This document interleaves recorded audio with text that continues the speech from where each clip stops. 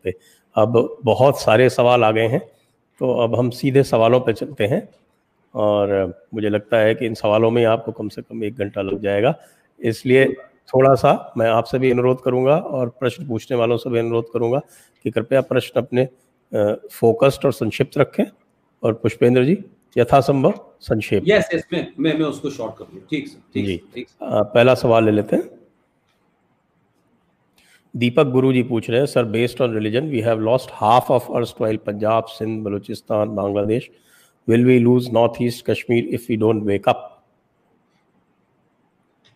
तो सर ये तो आपने मतलब सवाल भी पूछा है और जवाब भी दे दिया है। तो बात सही है। अगर आप अगर नहीं जगे तो फिर तो कोई बात ही नहीं है।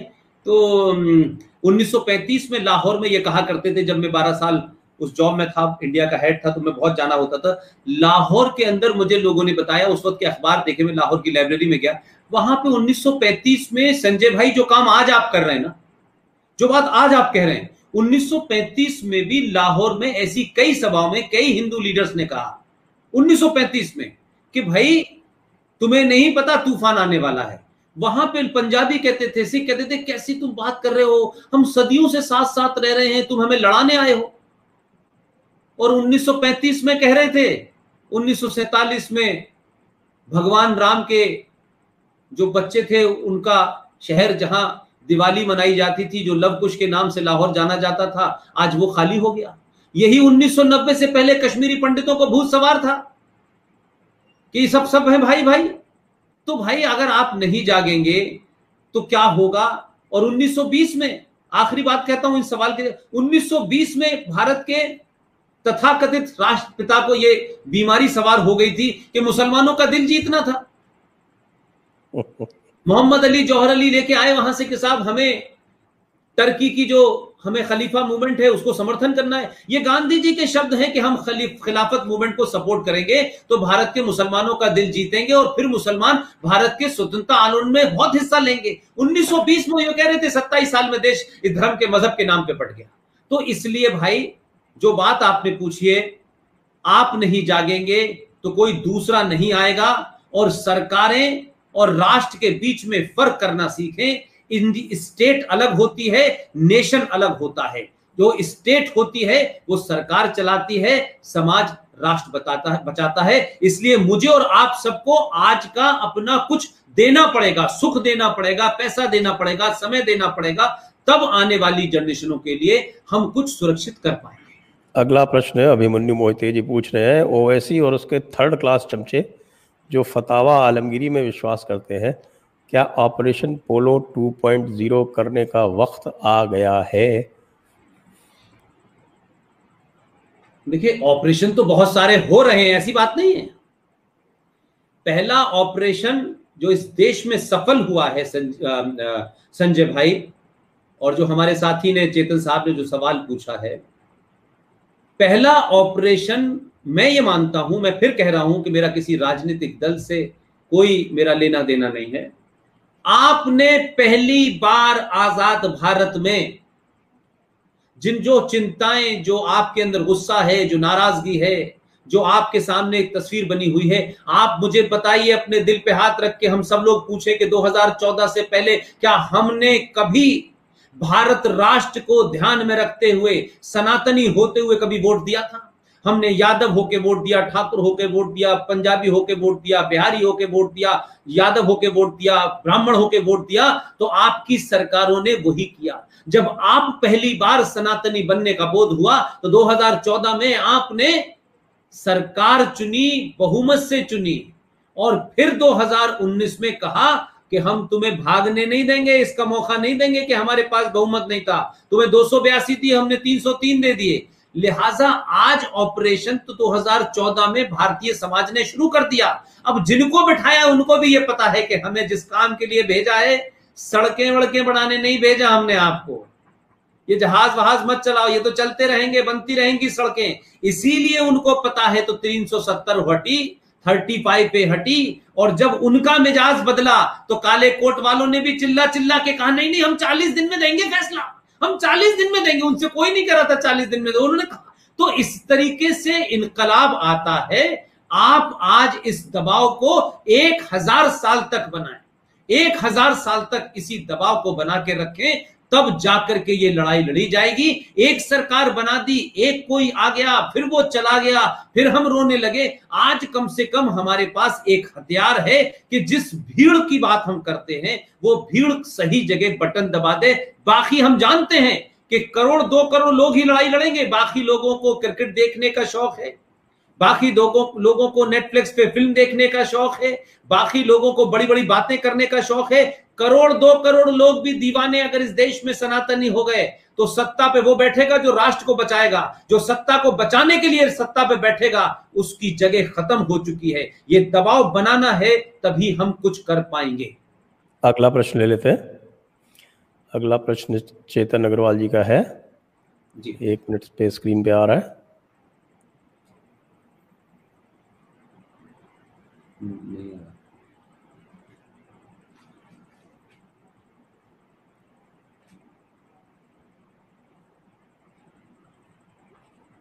स्वप्निल मालगांवकर जी पूछ रहे हैं, सर सिविल वॉर के बाद इंडिया का कौन सा हिस्सा हमें इस्लामिस्ट को देना होगा, केरला या वेस्ट बंगाल?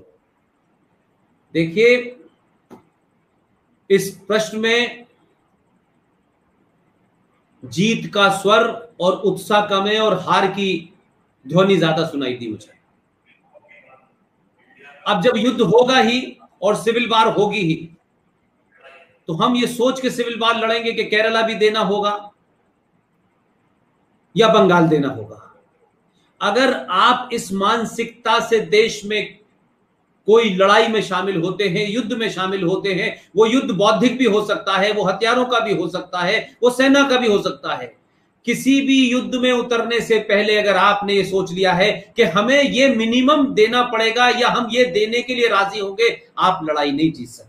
आप जिस वक्त ये सोचेंगे कि अगर सिविल वॉर हुई तो कोने कोने पे जगह जगह जो जहां जिस हैसियत में है उस जगह अपनी हैसियत, योग्यता और सामर्थ्य के हिसाब से वो उस युद्ध को लड़ेगा, तो लाहौर भी आपका होगा, कराची भी आपकी होगी और बांग्लादेश भी वापस आएगा। लेकिन अगर आप ये सोच के लड़ेंगे कि बंगाल तो निकल ही चुका है आपके हाथ से, इस मानसिकता से दुनिया में कोई लड़ाई नहीं लड़ी जा सकती। मैं मानता हूं, मेरा पूरा यकीन है और मैं सनातनियों को यकीन दिलाना चाहता हूं, देश भर में जितना गुस्सा है, देश भर में जो अवेयरनेस आपने क्रिएट की है, अभी सिर्फ यहां पर सोचना शुरू किया है। 100 करोड़ सनातनियों में से 5 करोड़ लोगों ने जहन ठीक कर लिया, 95 करोड़ आपके पीछे चलने लगेंगे। इसीलिए आज भारत के अंदर जो माहौल बदला है, ये संजय दीक्षित जी रात के 10 बजे यूं ही प्रोग्राम नहीं कर रहे, जो इस देश को छोड़ करके पैसा कमाने गए थे वो भी इस वक्त सुन रहे हैं, उनको भी चिंता हो रही है। वो देख रहे हैं कि अमेरिका में क्या हो रहा है, 3 नवंबर को वहां चुनाव होने वाला है। हमने नहीं सुना कि कभी भारत के अंदर इस बात की चिंता हो कि अमेरिका में कौन जीतेगा, लेकिन आज हिंदुस्तान में जिससे बात करता हूं वो कहता है कि अमेरिका में ट्रंप का होना जरूरी है। अगर वहां ट्रंप है तो हमारा ट्रंप ठीक ठाक काम करेगा। लिहाजा ये जो अवेयरनेस है, ये जो पॉलिटिकल अवेयरनेस है, इसलिए मैंने कहा अमेरिका में बैठा हुआ हिंदू, पाकिस्तान के किसी कोने में बैठा हुआ हिंदू, अरुणाचल प्रदेश में बैठा हुआ हिंदू, अमेरिका से लेके दुनिया हर को लड़ाई लड़नी है। हर एक पे पास हथियार है, किसी के पास पैसा है, किसी के पास समय है, किसी के पास ज्ञान है, कोई बात कह सकता है, कोई भाषण दे सकता है, तब जाकर समग्रता में इस लड़ाई को लड़ेंगे। लिहाजा मेरे भाई, स्वप्निल भाई, अपने दिमाग से ये निकाल दीजिए कि अब कुछ देना है। दे चुके हैं, बहुत कुछ दे चुके हैं, ये देने की मनोकामना से बाहर निकलिए, लेने की बात करिए, अब कुछ नहीं देना है। अगला प्रश्न, ये प्रश्न क्या है, ये तो एक संदेश है। My first teacher Pushpendra ji and second teacher Sanjay ji, great to see both my gurus together. धन्यवाद बहुत बहुत चेतन जी, और धन्यवाद आपको। कुछ दिन बाद आरएसएन सिंह साहब भी आएंगे तो तीसरे गुरु होंगे उनके। I'm just joking, sir. ये अगला सवाल है Pushpendra ji, doctor Swami work so much for Hindus like you, fights for temple freedom and other issues, then why are you against him? मुझे ये समझ नहीं आया, ये विषय मुझसे कई बार लोगों ने पूछा कि स्वामी जी के बारे में मेरी क्या राय है। भाई मैंने तो कभी उनके बारे में कुछ नहीं कहा। और मैं आपको एक बात कहूं, कि इसको किस तरीके से नरेट किया गया, मैं अभी तक ये समझ नहीं पाया कि स्वामी जी से मेरा क्या झगड़ा है और कहां मैं भाई। वो महाज्ञानी आदमी पिछले 50 साल से राजनीति में है, बड़े बड़े कई बार मंत्री रह चुके हैं, मेरा उनसे क्या बिसाते भाई।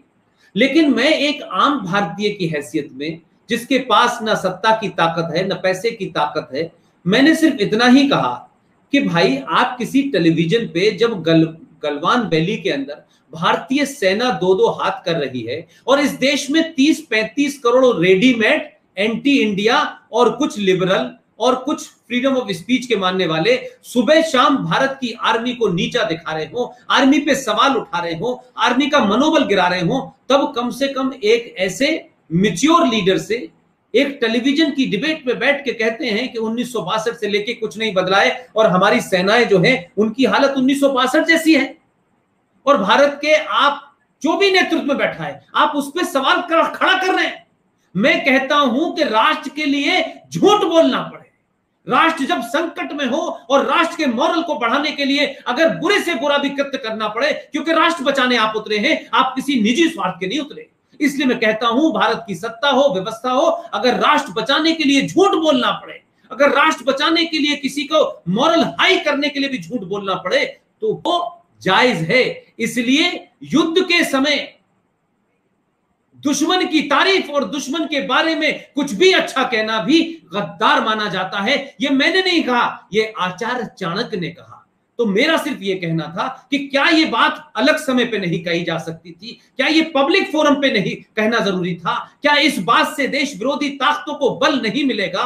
और आप तो उस पार्टी के सदस्य हैं जो सत्ता में है, आप अपनी पार्टी में कहिए, लेकिन आप सार्वजनिक मंचों से कहेंगे तो मनोबल पड़ेगा नहीं कि एक हिंदू लीडर जिसने इतने सारे हिंदू कामों में मुकदमे डाले, ये किया वो किया, आज वो एक ऐसे समय पे ये बात कह रहा है कि दुश्मन मजबूत हो रहा है। आपको नहीं पता कि गलवान वैली में जहां पर जो हमने फिंगर 4 ले ली है, उस फिंगर 4 के बाहर क्या हो रहा है, जरा आज पूछिए ना निकल के। वहां पर लाउड स्पीकर से गाने सुनाए जा रहे हैं, लाउड स्पीकर से हिंदी में भाषण दिए जा रहे हैं, और यह कहा जा रहा है कि तुम्हारी फौज को मरवाने के लिए तुम्हारे नेता ने भेज दिया है, तुम्हारी आर्थिक स्थिति। आप सोचिए, साइकोलॉजिकल वॉर चल रही है, इससे साइकोलॉजिकल युद्ध चल रहा है, और आप ऐसे समय में जिम्मेदार होते हुए, संसद सदस्य होते हुए, रूलिंग पार्टी के होते हुए अगर आप ये करेंगे तो मेरी और संजय जी की ये मेहनत जो है कोई अपने आप को कुछ प्राप्त करने के लिए नहीं है। आप मंत्री बने नहीं बने ये आपका झगड़ा है, आप 75 साल के हो गए वो आपका झगड़ा है, उसमें हमारा कोई लेना देना नहीं है। लेकिन हमारा सिर्फ इतना ही कहना था कि ऐसे समय में आपका बोलना ठीक है, क्या ये सही मानते हैं? और आप अगर इस पे अड़िग है कि नहीं ये ठीक था, तो फिर पुष्पेंद्र के सामने देश का प्रधानमंत्री भी होगा, राष्ट्रपति भी होगा, कोई राष्ट्र से बड़ा नहीं है।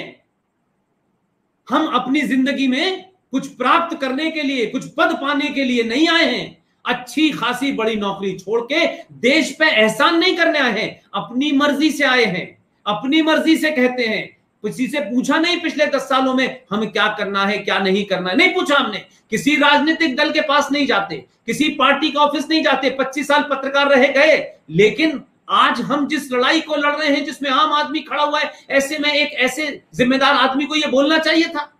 चाइना में वो खबरें बनी, ग्लोबल टाइम में वो खबरें बनी, वहां के टेलीविजन ने दिखाया गया, तो फिर इसके अंदर और जफरुल इस्लाम में फिर फर्क क्या रह गया? इसलिए चीजों को समझिए, न किसी का विरोध है, न किसी के खिलाफ हूं, और मेरी क्या हस्ती है मैं उनके खिलाफ हूंगा, मेरा क्या लेना देना है, वो कहां है। और मैंने बात ये कही थी तो नाम तक नहीं लिया था मैंने उनका, बहुत सारे लोग हैं। लेकिन ये प्रश्न जो है आपका, आपको अगर ऐसा लगता है तो आपके मन में इस तरीके का कोई भाव नहीं होना चाहिए। और जहां तक लड़ाई की बात है, मंदिरों के ऊपर लड़ाई जो है, हमारे साईं दीपक साहब कोर्ट में जाके लड़ रहे हैं, और भी लोग लड़ रहे होंगे, मैं ये नहीं कहता। 35 पे हम अकेले ने लड़ाई लड़ी, हमारे कई साथी थे।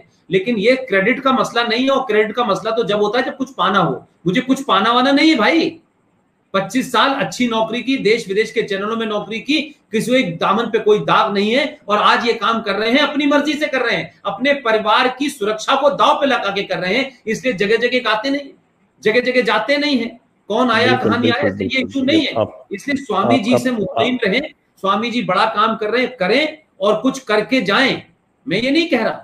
लेकिन अपनी ही पार्टी और सत्ता के लिए परेशानी पैदा न करें, क्योंकि देश इस समय एक क्राइसिस से निकल रहा है। अगला सवाल ले लेते हैं। कपिल गर्ग जी पूछ रहे हैं, fundamentals are wrong, why the liberals don't question it? Sir वो लिबरली इसीलिए है कि वो फंडामेंटल पे सवाल नहीं पूछ सकते। बिल्कुल सही है। अगला तो सवाल ले लिबरल लेते हैं। इससे आसान क्या हो सकता है सर? बिल्कुल सही है। अगला सवाल ले लेते हैं। नवनीत बरुआ जी पूछ रहे हैं, do suggest some good Hindi translations of Quran and life of Mohammed, as William Muir is very hard to find, always been a supporter of Kulshreshtha जी।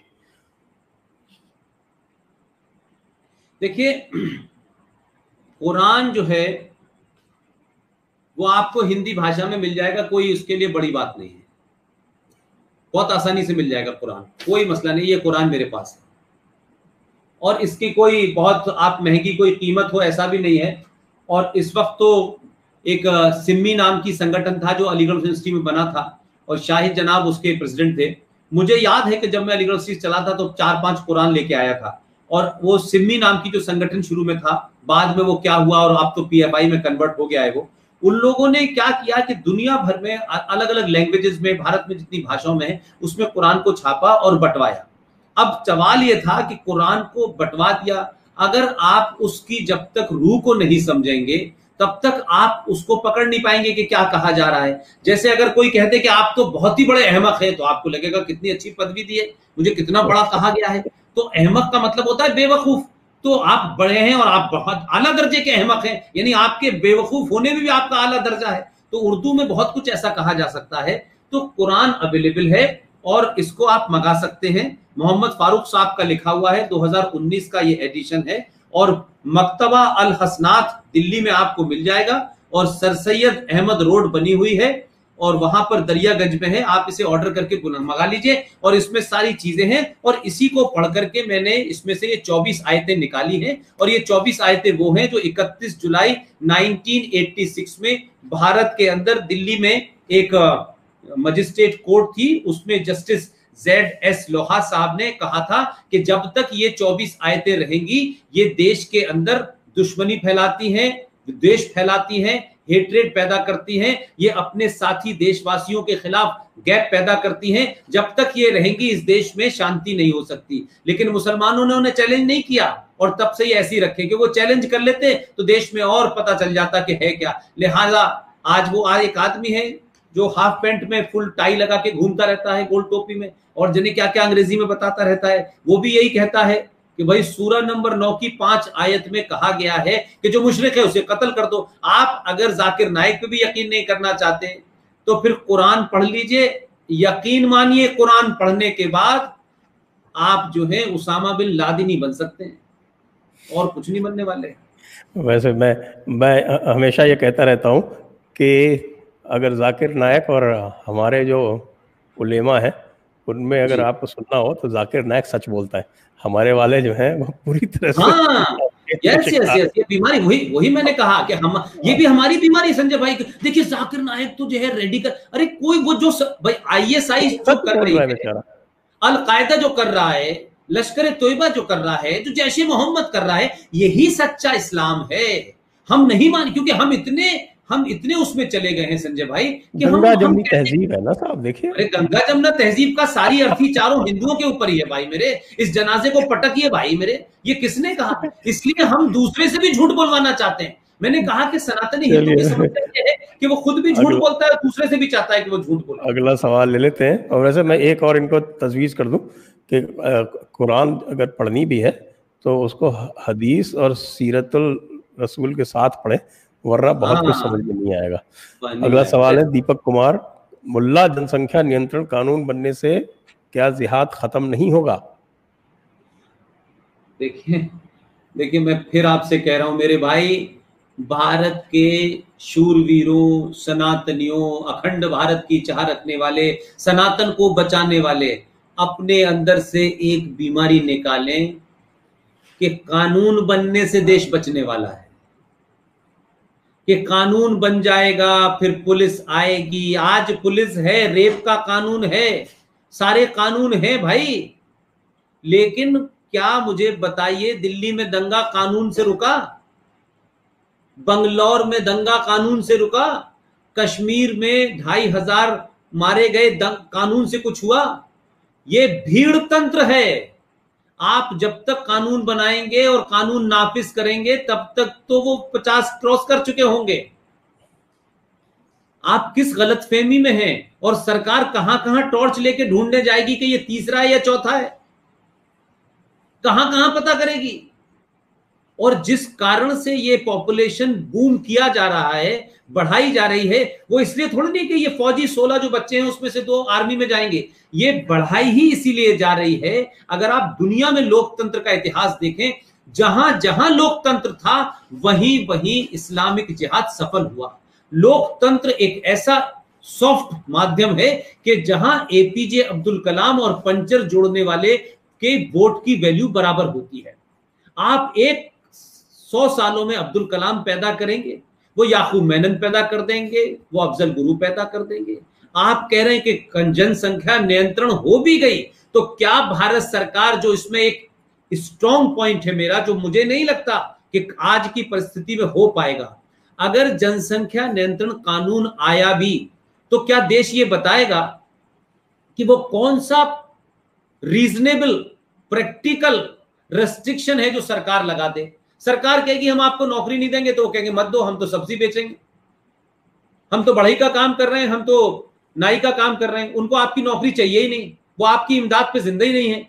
वो जिस पर्पज से है उस पर्पज में कठोर है, उस पे बड़ा बवाल होगा, दुनिया भर भारत में कुछ होगा।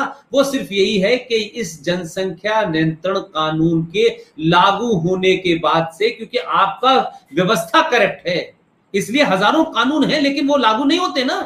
कौन लागू होने देता है? कोई लागू होने देता है? लिहाजा अगर आपने मताधिकार नहीं छीना, अगर वोटिंग राइट से इसे नहीं जोड़ा, तो आप कोई कानून बना लीजिए, कितना भी बड़ा आप जनसंख्या नियंत्रण का कानून ले आइए, कितने भी स्ट्रिक्ट हो जाइए, कुछ नहीं होने वाला।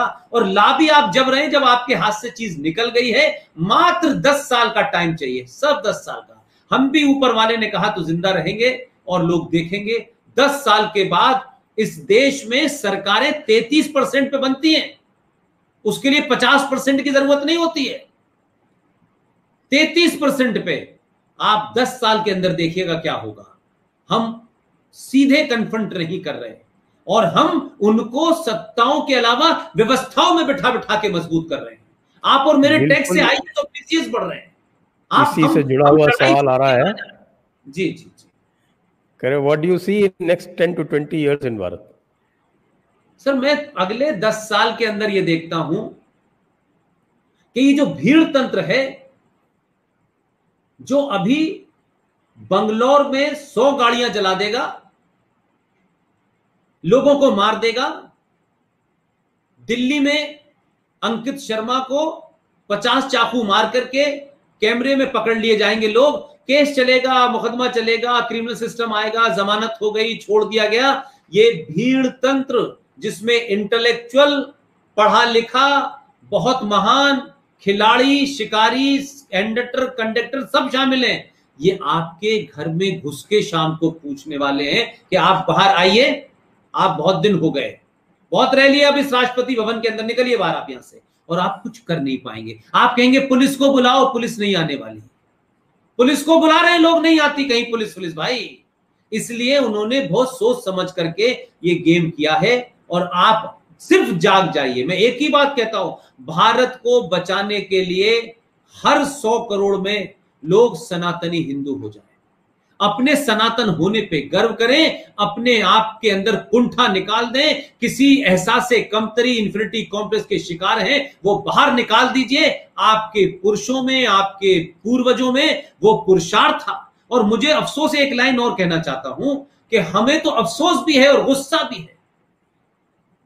बौने और बौनों की औलादें जिन्होंने जजिया देने के लिए, जिन्होंने तलवार के जोर पे शलवार पहन ली थी, उनसे उत्पन्न होने वाली संतानें संजय दीक्षित से और पुष्पेन से कह रही हैं कि तुम अपना मजहब बदलो। अरे भाई, हमारे पूर्वजों ने जब जजिया से नहीं डरे, तलवार से नहीं डरे, जब वो उस वक्त बहादुर थे जब औरंगजेब बैठा हुआ था, जब शीशगंज गुरुद्वारा हो रहा था, जब गुरु गोविंद के बच्चों को चिनवाया जा रहा था तो मैं अपने उन पूर्वजों पे गर्व करूंगा या उन पे करूंगा कि जिन्होंने तलवार के जोर पे शलवार पहनी, और शलवार पहनने वाली अब औलादें हमें डरा रही हैं, हमें डराएंगी ये। इसलिए अपने होने पे गर्व करो, अपने इतिहास पे गर्व करो। जब तक यहां पे ठीक नहीं होगा मामला, दुनिया में आपके ऊपर लोग राज करते रहेंगे। लेकिन फिर मैं आखिर में कहूंगा कि आप किसी कानून के भरोसे देश नहीं चलता, सत्ताएं चलती है कानून के भरोसे। कानून को सत्ता को लगता है यहां गड़बड़ है, यहां भेजो ना। लेकिन अगर आप चेतन समाज हैं, जागृत समाज हैं, आप जिंदा कौम हैं और मरने से नहीं डरते हैं, अगर आपको बड़ी बड़ी नौकरियों का लालच है, आपको लगता है नहीं अमेरिका भाग जाएंगे फिर हम वहां भाग जाएंगे, अरे भाई कहीं नहीं भागोगे, भागना के यहीं आना पड़ेगा, अपनी मिट्टी में ही लड़ते लड़ते मरना पड़ेगा। ये सोच के साथ आप अगर नहीं रहेंगे तो कोई जनसंख्या कानून आपको नहीं बचा सकता, कोई यूनिफॉर्म सिविल कोड आपको नहीं बचा सकता। ये 1947, 48, 49, 50 में होता तब तो ठीक है। अब तो आपके हाथ से बाहर निकल गई ये बात, अब तो आप ठोड़ियों में हाथ डाल रहे हैं। अब तो बड़े बड़े हिंदू संगठन अपनी पूरी की पूरी फिलॉसफी बदल रहे हैं। सत्ता रह सकती है आपके पास, देश और राष्ट्र नहीं रहने वाला। ये राष्ट्र खतरे में है, देश खतरे में नहीं है। पुष्पेंद्र जी, हमारा कंट्रोल रूम बोल रहा है कि कोई 60-70 सवाल और हैं, तो अब हमें इसमें थोड़ा सा संक्षेप में जवाब देना। मैं तो संक्षेप में दे दूंगा। मैं तो कोशिश करता हूं कि एक सवाल में कई जवाब दे दूं ताकि लोगों के जवाब मिल जाए। मेरी कोशिश ये भी होती है। अगला तो ये प्रश्न नहीं है, ये तो एक अनुरोध है कि पुष्पेंद्र सर कृपया बार बार आए आप जयपुर डायलॉग्स पे। ये मुझे लगता है सभी की अंतर्ध्वनि है। धन्यवाद हैरी जी। निश्चित रूप से हम संपर्क में रहेंगे पुष्पेंद्र जी से, और प्रयत्न करेंगे कि हम आपको और ज़्यादा आपसे उनका संपर्क करवा सकें। अगला सवाल है Manu Kapil. Pushpendra ji, I am fan of you, how Sanatani will get united? जिस दिन आपको अपने ब्राह्मण और ठाकुर और कायस्थ और यादव होने पे गर्व हो, और उस गर्व की अनुभूति अपने घर की चौखट के अंदर रखें। आप सनातन में आप किसको मानते हैं किसको नहीं मानते, ये माध्यम हो सकते हैं, लेकिन मैं लार्जली कहता हूं कि अगर हम सनातन की बात करते हैं तो सिर्फ इतना ही हमारा मतलब होता है कि सनातन का मतलब है साइंस। हम साइंस को मानने वाले लोग हैं। इसलिए जिन 5 तत्वों में हमारे पुरखों को हम जब उनको अंतिम संस्कार करते हैं तो 5 तत्व में विलीन कर देते हैं। अगर हम उन 5 तत्वों को मानते हैं तो वो सनातनी है, वो हिंदू है। लिहाजा आपको सिर्फ इतना ही करना है कि देश की सत्ता पे जब चुनाव करने जाएं तो 1000 गलतियां अपनों से हुई हो, 1000 कमियां हो, लेकिन मूल्यांकन इस बात पे करें कि इनके रहते राष्ट्र सुरक्षित हुआ या नहीं हुआ, या इनके रहते हुए राष्ट्र कमजोर हुआ। राष्ट्र और राज्य में फर्क समझें। Indian state is different, Indian nation is different. इसलिए मैंने बार बार कहा कि इंडियन स्टेट और इंडियन नेशन में फर्क समझिए। लिहाजा जो इस राष्ट्र को मजबूत कर रहे हैं, जो इस राष्ट्र में बने हुई दीमक को हटाने के लिए लड़ रहे हैं, उनके साथ खड़े होइए। उनका रंग क्या है, जाति क्या है, ये भूल जाइए और अपनी जाति की पहचान को घर के अंदर रखिए। घर से बाहर निकलते वक्त सिर्फ आप एक सनातनी हैं, और रफीक भाई की सिवैयां खाने से बार बार सिवैयां खाइए, गले लगाइए। सिवैयां खाने के साथ साथ एक बार अपने पड़ोस के उस दलित के घर का पानी पी लीजिए जिसने सनातन की रक्षा के लिए हजारों अत्याचार सहे, हजारों बर्बरता उनके ऊपर हुई, लेकिन उन्होंने अपना धर्म बदल के मजहब में नहीं गए।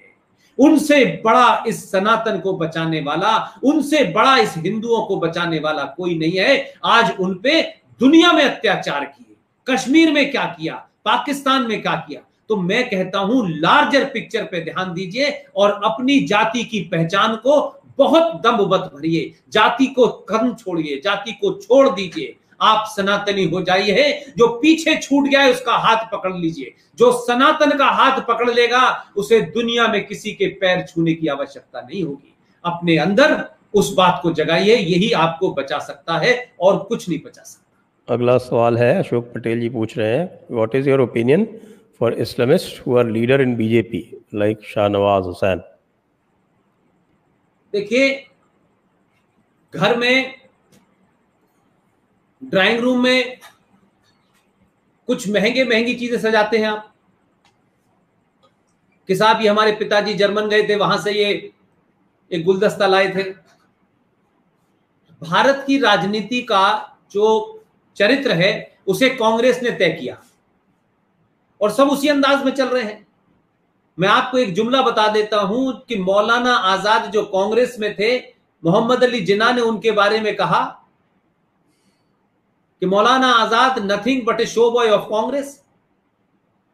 तो ये जो सेकुलर की परचूनी की जो दुकान है, इसमें एक आध मुसलमान का होना जरूरी है, क्योंकि बगैर इसके जो है ना, हलीम में और बिरयानी में मजा नहीं आता लोगों को।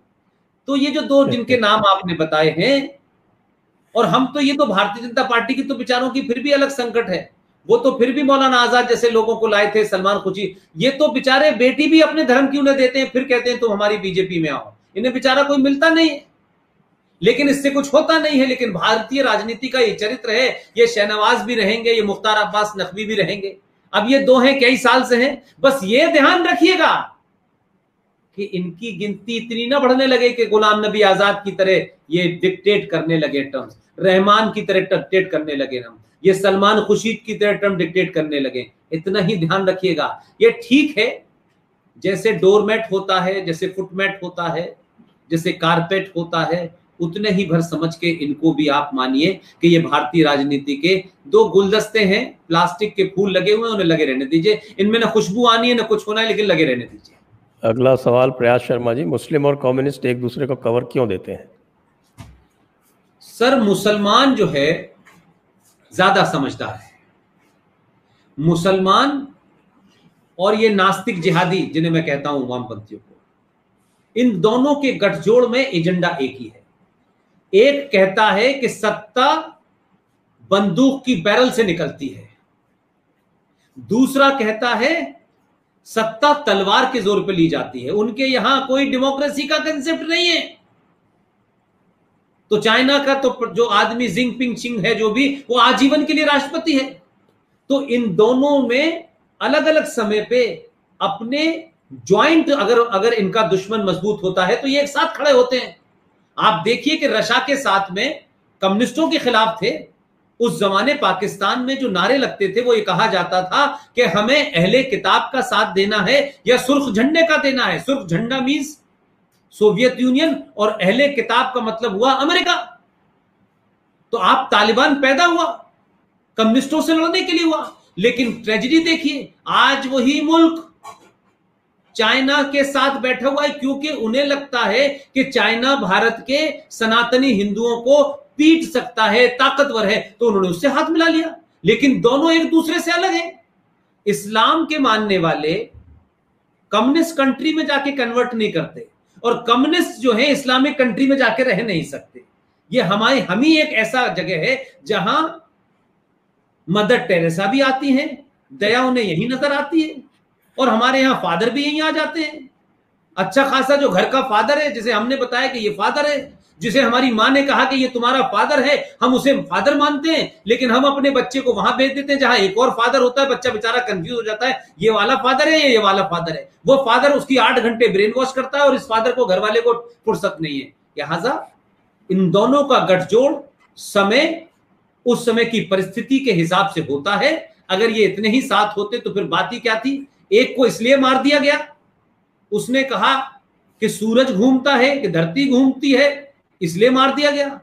दूसरे को इसलिए मार दिया गया कि उसने कहा जमीन गोल नहीं चपटी है, वो कहते नहीं चपटी है। जिसने कहा गोल है उसे मार दिया गया। दोनों की हरकतें एक ही है। सही है। अभी अभी हमारे ये आपके बरेलवी सेक्ट के फाउंडर हमारे अहमद रजा बरेलवी साहब ने 3 जिल्द की किताब लिखी, 3 वॉल्यूम की, ये सिद्ध करने के लिए कि धरती चपटी है, गोल नहीं है। अगला प्रश्न ले लेते हैं। पित्रे जी पूछ रहे हैं कि अल्लाह के इस्लाम और मुल्ला के इस्लाम में क्या फर्क है?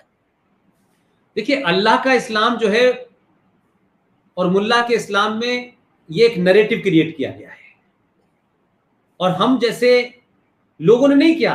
ये राजनीतिक दलाल जो है इस देश के अंदर, जो सरकारी स्पॉन्सर्ड पार्टियों स्पॉन्सर्ड वाले जो हिंदू होते हैं ना, उन्होंने क्या किया कि भाई देखिए ये जो है ना, ये जो बेग है, रहमानी है, शैतानी है, जो टेलीविजन पे आता है, ये बदतमीज लोग हैं, ये खतरनाक लोग हैं, और ये मुल्ला ऐसी बातें करता है जो दो मजहबों के बीच में, दो धर्मों के, लेकिन कुरान कहता है कि एक इंसान का कत्ल इंसानियत का कत्ल है।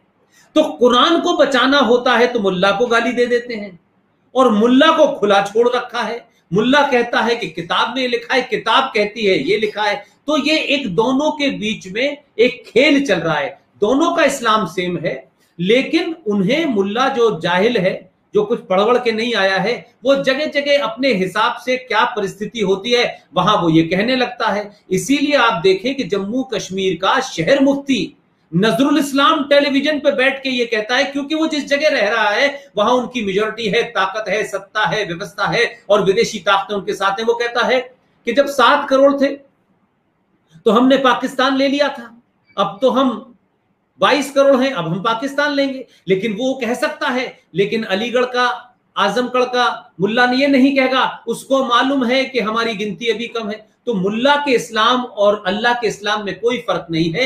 ये एक पॉलिटिकल जुमला है कि यहां अल्लाह का इस्लाम चलेगा। अरे अल्लाह के इस्लाम का मतलब होता है निजाम मुस्तफा, उसमें डेमोक्रेसी नहीं होती, उसमें बोलने की इजाजत नहीं होती, उसमें एक बार आए तो जाने का रास्ता बंद, उसमें डिबेट नहीं है। तो अल्लाह और मुल्ला का इस्लाम में कोई फर्क नहीं है भाई मेरे। आप समझिए अल्लाह कौन है और मुल्ला कौन है। मुल्ला इज द सोल्जर ऑफ अल्लाह। अब वो सोल्जर अगर कश्मीर में खड़ा है तो वहां अलग तरीके से बात करेगा ठंड में, अगर वो आसाम में खड़ा है तो कुछ और गाना गाएगा, दिल्ली में आएगा तो कुछ और गाना गाएगा, और जब मेजोरिटी हो जाएगी तो वो बात करने का कुरान में ही लिखा है। तो कोई गैप थोड़ी नहीं है, ये तो आपके अंदर भ्रम पैदा करने के लिए कर दिया है। और कुछ लोगों को ये लगता है कि ये कह करके हम मुसलमानों को खुश कर देंगे कि देखिए जो मुल्ला है, ये 2-4 लोग हैं, ये पागलपना कर रहे हैं, अल्लाह कुरान जो है वो तो ऐसा है। तो सवाल ये है कि पूरी दुनिया गलत समझ नहीं रही। तो मैं नहीं मानता कि इसमें कोई फर्क है। भाइयों, हमारे जो दर्शक हैं, मैं उनसे अनुरोध करूंगा कि कृपया और सवालात आप न पूछें, क्योंकि जो पुराने सवाल है वो इतने ज़्यादा हो गए कि उसमें से बहुत सारे हमारे ट्रेस नहीं हो पा रहे। हो संजय भाई एक आपकी इजाजत हो तो मैं इसलिए कह रहा हूं कि देखिए मेरी कोशिश है, आपका मैं समय तो मैं समझ सकता हूं, अगर आप चाहें तो मेरा आप ईमेल इन लोगों को दे दें और इनसे कहें कि मुझे ईमेल के माध्यम, मुझे उससे क्या फायदा होता है कि मैं भी जानना चाहता हूं कि इनलाइटन ऑडियंस जो है उनके मन में क्या सवाल होते हैं। हो सकता है कि कुछ सवालों के जवाब शायद मैं और बेहतर दे सकूं और अच्छा दे सकूं, और यहाँ नहीं, क्योंकि सवाल इतने आ गए हैं कि आज जो है बहुत सारे सवाल हो सकता है हम ना ले पाए। I agree कि it's not possible to give answer, it's continue। लेकिन वो सवाल अगर ईमेल पे ये लोग भेज दें तो मुझे पढ़ के ये आसान हो जाएगा कि इसका जवाब है, इसका नहीं है, इसमें क्या और दुरुस्त वो रखा जा सकता है किसी और topic. That's what I'm saying। आपका ईमेल बिल्कुल दे देंगे उनको। अगला सवाल ले लेते हैं। जी हिमांशु पांडे जी पूछ रहे हैं तुफैल अहमद के बारे में कि उनको क्या हो गया। अब ये तो साहब बहुत सारे लोगों को बहुत कुछ हो जाता है, तो उसके बारे में क्यों? तुफैल साहब को क्या हो गया? कुछ नहीं। तुफैल अहमद साहब को क्या हो गया? तुफैल अहमद थे, पहले जिहाद के खिलाफ लिखा करते थे, बाद में फिर वो अलीगढ़ मुस्लिम विश्वविद्यालय में थे वो साहब जी, और लॉ कर रहे थे, और लॉ करने के बाद में उन्होंने लेटर टू एडिटर में सलमान रश्दी के फेवर में लिख दिया, उस दिन उन्हें वहां से निकाल दिया। इसलिए मैं सिर्फ एक ही बात कहूंगा, आप तुफैलों को, चिश्तियों को आजमाना बंद कर दें। एक पुराना 2 लाइन की बात है, शेर व शायरी में मेरा बिल्कुल भी कोई, मैं उस किस्म का आदमी नहीं हूं। आप ये माने कि गिरी खाक वहीं पे जहां का खमीर था। तो तुफैल साहब की राख भी वहीं पे गिरी जहां का खमीर उन्होंने खाया है। तो बीच में रास्ता भटक गए थे, फिर वहीं आ गए। तो ये तुफैल साहब हो, ये आरिफ मोहम्मद खां हो, ये जो अच्छे लग रहे हैं आपको, आरिफ मोहम्मद खां मेरे सीनियर रह चुके हैं, मैं उनकी जबान में बहुत कुछ सुन चुका हूं। बहराइच में उनका करोड़ों का फार्म हाउस भी देखा है, सब कुछ देखा है। वक्त की आंधी के साथ कुछ लोग सर झुका करके उसके साथ खड़े होते हैं और अपना फायदा देखते हैं और कौम का फायदा देखते हैं, और आंधी के जाने के बाद फिर वो वही बात करते हैं जो तुफैल साहब कर रहे हैं। तो आप कंफ्यूज मत होइए, कोई दीवानगी नहीं है, हर दीवानगी के पीछे एक आंधी है, इसलिए बिल्कुल कंफ्यूज मत होइए। आगे एक कविता है, मैं बार बार देखूं, संदीप गुंटूर जी कह रहे हैं मैं बार बार देखूं और 1000 बार देखूं ये जबरदस्त जोड़ी को। धन्यवाद संदीप जी। और फिर उसके बाद फिर Ujjwal Sharma ji, how will be able to get the Kashi Vishwanath mandir legally. ये बहुत लंबा चौड़ा सवाल हो जाएगा। ये देखिए, ये जो मैं फिर कह रहा हूं भाई, आप अगर सच मानिए यार, अपने देखिए मैंने कहा कि हम सब लोग हो सकता है कि एक पर्टिकुलर सोसाइटी से बिलोंग करते हो, तो लेकिन आप भी सोचें, क्या बाबरी मस्जिद और राम मंदिर का फैसला सुप्रीम कोर्ट ने दिया है? अगर 6 दिसंबर 1992 ना होता तो सुप्रीम कोर्ट फैसला किस पे देती? क्या खुरपी से खोद करके जड़ में से जाके कहते हैं आर्कियोलॉजिकल वालों से कि इसके हमें डिटेल निकाल? अरे तो वो तो बेचारे अडवाणी जी से लेकर के कल्याण सिंह ने सुप्रीम कोर्ट के लिए रास्ता हल कर दिया कि जल्दी फैसला दे दो, नीचे से हमने अवशेष निकाल दिए। सुप्रीम कोर्ट अगर ये खड़ी होती, दुनिया की कोई ताकत भारत के अंदर, इतने अपोलॉजिस्टिक हमारे यहां जुडिशरी है, कभी फैसला नहीं आता। बिल्कुल। इसलिए कानून वानून से मत करिए। मैं फिर कह रहा हूं, हाँ आप ये जरूर पूछ सकते हैं भाई कि दुनिया में गंगा जमुना तहजीब और सेकुलरिज्म का फ्रॉड हमने नहीं देखा। ऐ मेरे मुसलमानों, कौन सी ऐसी दुनिया में मस्जिद है जिसका तुमने नाम रखा है ज्ञान व्यापी मस्जिद? मस्जिद और ज्ञान, कितना बड़ा कंट्रडिक्शन है। ज्ञान से मस्जिद का क्या, लेकिन ज्ञान व्यापी मस्जिद, अल्हम्दुलिल्लाह, वाह वाह, क्या सेकुलरिज्म है, क्या गंगा जमुना तहजीब है।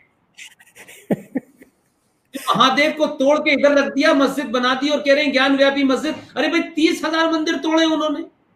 आप साहब, गंगा जमुना तहजीब है, गंगा जमुना तहजीब में सिर्फ मंदिर ही तोड़े जाते हैं, मस्जिद नहीं तोड़ी जाती। और हर मस्जिद के ऊपर एक गुम्मद बना दी जाती है और कहते हैं देखो ये गंगा जमुना तहजीब है। भाई साहब, समय आ गया है, कुछ लोगों को जान देनी पड़ेगी। बगैर मरे इंसान इंडिविजुअली मर जाता है तो उसे स्वर्ग नहीं मिलता है, स्वर्ग पाने के लिए मिलना पड़ता है। अगर आप इस भारत भूमि को, सनातन संस्कृति को जिंदा रखना चाहते हैं तो कुछ लोगों को जान देनी होगी, और ऐसी कभी जरूरत पड़ी तो हम तमाम सारे लोग मौजूद हैं। हम इस इंतजार में नहीं होंगे कि जान हम देंगे सत्ता कोई और लेगा। सत्ता में जो आएगा आता रहेगा। कौमें वही जिंदा होती हैं जो मरने से नहीं डरती और जो कानून का इंतजार करती हैं। तो भाई साहब 150 साल बाद हुआ है। मैं तो संजय भाई आपके माध्यम से एक बात पूछना चाहता हूं, 100 करोड़ हिंदुओं से पूछना चाहता हूं, राष्ट्रवादियों से पूछना चाहता हूं, चेतन समाज हिंदुओं से पूछना चाहता हूं, सनातनियों से पूछना चाहता हूं, आज 150 साल के बाद आपने एक राम जन्मभूमि ली है, आप बड़े धूमधाम से मंदिर बना रहे हैं। भाई आपने अगर ये विचार नहीं किया कि हमने सोमनाथ का मंदिर तोड़ने के लिए करोड़ों लोग नहीं आए थे, ज्ञान व्यापी मस्जिद के लिए लाखों लोग नहीं आए थे। अगर आप राम मंदिर बना रहे हैं, आप बहुत भव्य बनाएं, मुझे उसकी चिंता नहीं है। आप ही के दौर में इस वक्त लोग कह रहे हैं कि आज अंधेरा है, सुबह होगी तो मेरी होगी, जिस दिन मेरी गिनती होगी हम इसको तोड़ देंगे। आपके सामने कह रहे हैं, मुझे नहीं पता 15-20 साल के बाद ये पंचर वाले जब उठेंगे तो इन्हें ना नौकरी खोने की चिंता होगी, ना अमेरिका का वीजा मिलने ना मिलने का डर होगा। इसमें से 10-20 मारे जाएंगे तो बकौल इस कुरान शरीफ के, अगर लड़ते लड़ते मरे तो जिनको मारोगे उनकी औरतें और उनकी प्रॉपर्टी तुम्हारे लिए हूरें होंगी, और मर गए तो अल्लाह मियां ने ऊपर बार भी खोल रखा है और बार बालाएं भी खोल रखी है। तो मरने में भी फायदा है और मार के रहने में भी जिंदा में फायदा है। आप मुझे बताइए, ये राम मंदिर 25-30 साल के बाद सुरक्षित कैसे रहेगा? पुलिस से, कानून से? भाई साहब किसकी गलतफहमी में रह रहे हैं? सरकारें चली जाती हैं, ताज उड़ जाते हैं, कोई जुडिशरी, कोई कानून नहीं बचाने आता। अगर बचाता तो आज इस देश का ये हाल नहीं होता। लिहाजा मैं नहीं मानता कि आपको कानून से चाहिए, कानून से कभी कुछ मिलता नहीं है मेरे भाई, ये भी कानून से नहीं मिली है आपको। अगला प्रश्न है, ये प्रश्न नहीं है, ये भी एक ऑब्जर्वेशन है। पुष्पेंद्र संजय जी, आपने तो निरुत्तर कर दिया, सभी प्रश्नों का उत्तर मिल गया। जय भारत। आपको बहुत बहुत धन्यवाद मृदुल जी। अगला प्रश्न ले लेते हैं।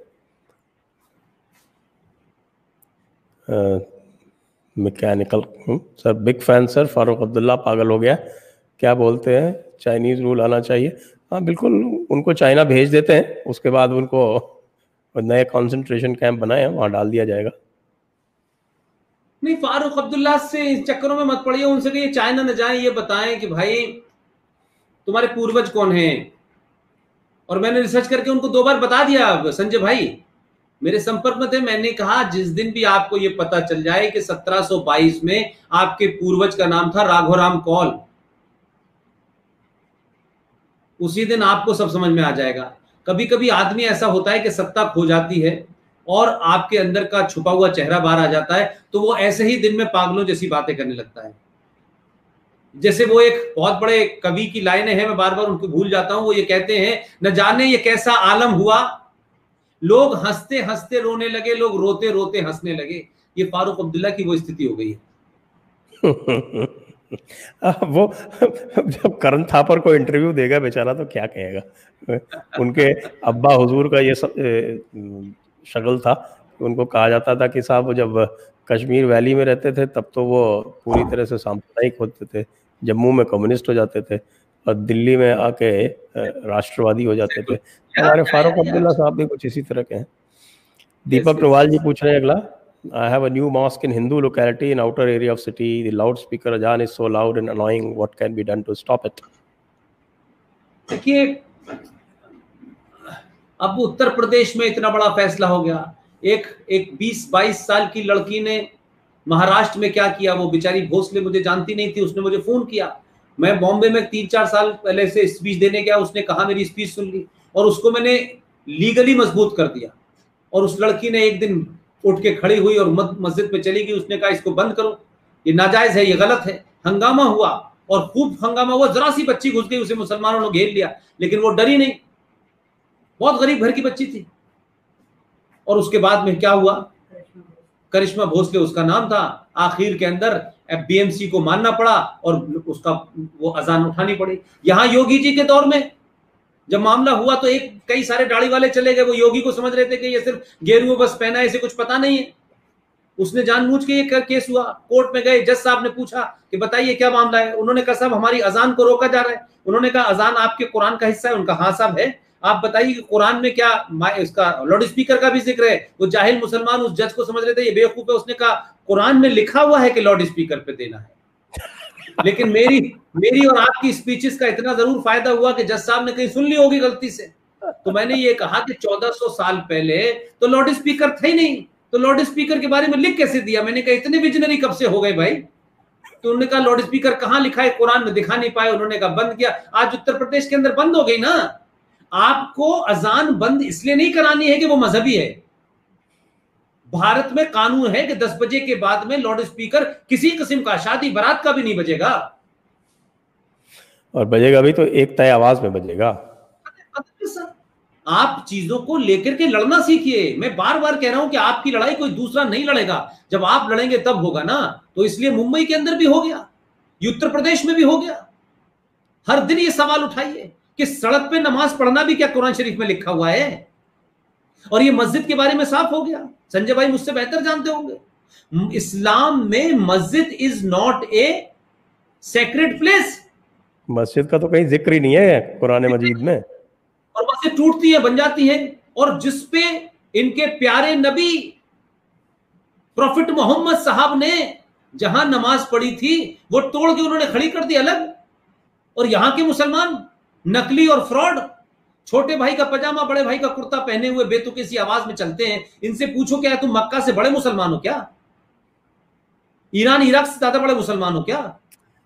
जब वहां मस्जिद टूट जाती है तो नहीं मानते, तो ये तो अपने आप को हमें हिंदू नहीं मानते। चलिए अगला सवाल ले लेते हैं पुष्पेंद्र जी। अथर्व व्यास, मेरे देश का विभाजन करने वाले गांधी को कैसे क्षमा कर दूं, जब मुसलमानों को एक देश भेंट कर दिया तो वो यहाँ क्या कर रहे हैं। सर अब इसलिए मैंने कहा कि उनको छोड़ दीजिए, उन्होंने जो किया वो किया, और उन्होंने विभाजन के लिए क्या किया मैं उस पर भी नहीं जाना चाहता, लेकिन मैं ये कह रहा हूं अब गांधी बनना छोड़ दीजिए। करेक्ट। अब ये रघुपति राघव बजाना, क्योंकि देखिए जो इतिहास में हम गांधी जी को उखाड़ के कब्र से खड़ा नहीं कर सकते, कुछ नहीं होगा। अब गांधी जी चले गए, उन्होंने जो किया वो भुगता, मैं उस पर जाना नहीं चाहता, लेकिन आज तो सुधर जाइए। अपने घरों के अंदर गांधी को गुलाब का फूल लगाए चाचा जी को हटाएं। अगर अपने घर में छत्रपति शिवाजी महाराज की तस्वीर, जीजाबाई के किस्से, सावरकर की तस्वीर, सुभाष चंद्र बोस की तस्वीरें लगाएंगे तो आपके बच्चे पूछेंगे पापा, भैया, चाचा ये कौन है? आपने उनकी लगाई नहीं है, आपने चापलूस चाचा की लगा रखी है, आपने गांधी जी की लगा रखी है। पहली होता है कि तस्वीर लगती है तो मन के अंदर आकृति बनती है, और दिमाग में आकृति बनती है तो जोश पैदा होता है, फिर मन में वलवला उठता है, और आपके अंदर सुभाष चंद्र जब बोस पैदा हो जाता है तो आप सही जगह बटन दबाने लगते हैं। पहली उसका रिएक्शन ये होता है। अपने सामने से गलत नैरेटिव को हटाइए, गलत बातों का झूठ बोलना बंद कर दीजिए, सच को सच कहिए, बच्चे को बहादुर बनाइए, और आपका यकीन है कि जो पैदा हुआ है उसका जाना निश्चित है, तो दुनिया की कोई ताकत नहीं रोक सकती। बड़े बड़े चले गए, लेकिन अभी भी कुछ लोग बैठे हुए हैं। जिसको जाना है वो चला जाएगा। मरने से मत डरिए और न डराइए अपने बच्चों को, मत डराइए। आपके बचाने से आपका बच्चा, आपके बचाने से आपके पिताजी नहीं है। जिसकी जब तय है वो 100% है, जगह भी तय है, समय भी तय है, कोई बता के नहीं आएगा। इसलिए इस डर को निकाल दीजिए कि हम क्या करेंगे, कुछ नहीं होगा। यही देश कह रहा था कि कौन चलाएगा देश। नेहरू से पूछा कि हु आफ्टर नेहरू, देश चला, उसके बाद चला। और इस विघटन काल के अंदर भी एक आके आ गया है सन्यासी, अब उसने सबको लपेट दिया है। उसकी समझ में नहीं आ रहा है कि इससे बात कहां से करें, इसलिए इससे मत डरिए। अगला सवाल ले लें। पुनीत भार्गव जी आपको प्रणाम कर रहे हैं, आपने नया दृष्टिकोण दिया। पूछ रहे हैं कि तुफैल जी, यानी तुफैल चतुर्वेदी जी की बात कर रहे हैं, पुष्पेंद्र जी, और आपकी तिकड़ी को सुनना बड़ा ज्ञानवर्धक होगा। क्या ये संभव है? संभव सभी कुछ है। जब अवसर होगा तब आप निश्चित आपके सामने आएंगे। अगला प्रश्न Nishikant Sharma ji. Sanatani is actually the winner against every outsider because हस्ती नहीं मिटती हमारी। ये भी इकबाल को लिया है बीच में। और शिवसेना का इलाज कब करोगे सर जी? शिवसेना खुद ही अपना इलाज कर रही है, उसके आगे करने की जरूरत क्या है? बिल्कुल बिल्कुल बिल्कुल बिल्कुल सही कह रहे हैं। देखिए वो तो उनको खुद ही तय कर लिया है कि वो इलाज करने के लिए तो निकल पड़े हैं। अब आपको जरूरत नहीं है कुछ करने की, अब तो वो करेंगे जो कुछ करेंगे। उपेंद्र जी पूछ रहे हैं कि please speak briefly about AIMIM history from Razakars. Today they play victim card, white washing history is causing us repeat past mistakes. Sir आप स्वयं जानते हैं कि वो रजाकार से आए हुए हैं। सर क्या है, मैं वही कह रहा हूं कि अगर ये बातें हमारे बड़ों ने बताई होती तो ये संकट नहीं पैदा होता। आप मुझे बताइए, जिस AIM पार्टी है, MIM पार्टी थी, अब उसके सामने दो चीजें हुई। संजय भाई जानते हैं कि जो मुस्लिम लीग हुआ करती थी भारत में, उसने पाकिस्तान बना के वो पाकिस्तान चली गई। यहां वालों ने कहा कि अब इसको इंडियनाइज करो, उसके सामने आपने ऑल इंडिया मुस्लिम लीग लगा दिया। और 1947 में ऑल इंडिया मुस्लिम लीग के ऊपर बैन लगा तो उन्होंने कहा नहीं, अब ऐसा ना हो कि इस विभाजन का गंदगी हमारे ऊपर आए, तो उन्होंने उसको इंडियन यूनियन मुस्लिम लीग कर दिया। तो ये MIM का जो रिजवी था वो तो चला गया पाकिस्तान, वो जेल में बंद था, छोड़ना पड़ा। लेकिन अब वो लोग जो खुले रूप में पाकिस्तान जाना चाहते थे ऑपरेशन पोलो के तहत, सरदार पटेल ना होते, जब वो गए नहीं तो वो पार्लियामेंट में खड़े होकर कहता है हमारे बाप दादाओं ने भारत को चुना, तुमने नहीं चुना मक्कारों। हम बता दें तो किसको झूठ बोल रहे हो, 1946 का इलेक्शन है। कभी मेरी कोई स्पीच देख लीजिएगा, मैंने 1946 का इलेक्शन जो मुस्लिम लीग ने लड़ा था कांग्रेस के खिलाफ, वो सिर्फ इस बात पर लड़ा गया था, मुस्लिम लीग का नारा था लड़ के लेंगे पाकिस्तान, मर के लेंगे पाकिस्तान। 1946 का उसका रिजल्ट देख लीजिएगा, उसका रिजल्ट आप देख लेंगे तो आपको समझ में आ जाएगा कि भारत का मुसलमान क्या चाहता था। इसने मुसलमान बनाने में पूरे देश में जो असेंबलीज थी उसकी 1585 सीटें थी, 492 सीटें रिजर्व थी मुसलमानों के लिए, 492 में से 429 सीटें मुसलमानों ने जीती। पूरा यूपी, पूरा बिहार, हिंदुस्तान में यूपी बिहार के मुसलमानों ने इस देश में पाकिस्तान बनाया, लेकिन कुछ गए नहीं, और जैसे ही पाकिस्तान बना ये मुस्लिम लीग वालों ने कांग्रेस ज्वाइन कर ली। इसलिए आज कांग्रेस अपने असली चेहरे में आ गई है। लिहाजा मैं ये कहता हूं कि पाकिस्तान के चक्कर में मत पड़िए, मुस्लिम लीग के चक्कर में मत पड़िए, आप MIM के चक्कर में मत पड़िए। आप असदुद्दीन को दुआएं दीजिए, असदुद्दीन को दुआएं दीजिए, अल्लाह इसको जिंदगी दे, सेहतमंद करे, क्योंकि हमारा सनातनी इसकी गाली से ही जगता है, हमारे बताने से नहीं जग पा रहा है। वो जितनी गाली आपको देगा उतने सनातनी जगेंगे। कभी कभी दुश्मन होना भी जरूरी है। जी सर, जी सर, जी sir. So what has done more damage to India, corrupt bureaucracy or terrorism? Sir, terrorism is the outcome of the corrupt bureaucracy. इस देश के व्यवस्था में घुन लग गया है। मैं एक बात मजाक में भी कहता हूं, और जब पाकिस्तान में था तब भी मैं ये कहता था और ये बात मैं मानता था। पूरे भारत में कोई 8 या 9 करोड़ कुछ बांग्लादेशी, कुछ रोहिंग्या मुसलमान यहां रह रहे। बांग्लादेश से आए हुए लोग आप देख रहे हैं, आसाम में भी है बंगाल। लेकिन आप सोचिए कि म्यांमार से चल करके जो रोहिंग्या मुसलमान आया, तो वहां क्या इंडिया गेट बना हुआ था क्या कि लोग आ रहे थे जा रहे थे? बॉर्डर को क्रॉस किया, बंगाल आया, बंगाल से निकल के दिल्ली पहुंचा, दिल्ली से पठानकोट पहुंचा, और पठानकोट से जम्मू पहुंच गया। इस पूरी व्यवस्था में वो जो आपके बॉर्डर पे एक कमजोर आदमी खड़ा हुआ है जो 15 रुपए में बिक जाता है। आखिर इतनी बड़ी तादाद में पूरा एक देश की, मतलब अगर आप पूछे मुझसे तो पूरे इंग्लैंड की टोटल पॉपुलेशन 6.25 करोड़ है, और इस देश में 9 करोड़ लोग इलीगल रह रहे हैं। तो ये इलीगल लोग आए कैसे? आपके बॉर्डर पे से लेकर के यहां तक पहुंचने वाले, और जम्मू में 94,000 रोहिंग्या मुसलमान के पास आधार भी है, राशन कार्ड भी है, बिजली का बिल भी है। मुझे बताइए ये उन्हें किसने दिया? ये म्यांमार से लेके आए थे। आपकी करप्ट सिस्टम जो है, सत्ताओं ने उसको करप्ट किया है अपने फायदे के लिए, और उस करप्ट व्यवस्था के चलते मैं बार बार दावे से कहता हूं, लाख पाकिस्तान को आप गाली दे लीजिए, एक हिंदू पूरा पाकिस्तान से जो बॉर्डर लगा है, मैं उस मुल्क के अंदर वहां के एक चैनल के लिए 12 साल काम कर चुका हूं। एक हिंदू पूरे पाकिस्तान में कहीं से घुस के दिखाते, और वो ये कहें कि यहां घुसपैठ होती है या कोई भी आ जाता, एक हिंदू दिखाते।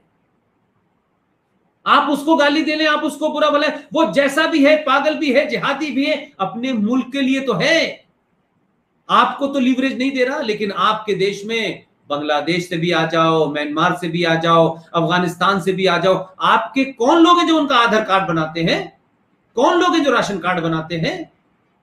उनको अपने 50 रुपए, 100 रुपए, 500 रुपए की रिश्वत है, लेकिन वो इस देश में कितना बड़ा जघन अपराध कर रहे हैं उसको इंटरेस्ट ही नहीं है। इसलिए देश में सत्ता बदली है। अभी आपने व्यवस्था को बदलने का समय है।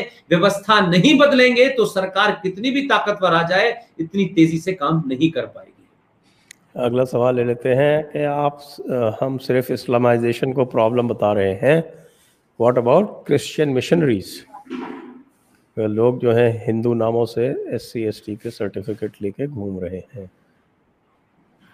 एग्री, ये बात जो आप कह रहे हैं मैं इससे एग्री करता हूं, लेकिन मेरा मानना यह है कि आप जिस जगह खड़े हैं, जिस जमीन पे आप खड़े हैं, आपकी जो ताकत है, आपकी जो लिमिटेशन है, उसको समझिए।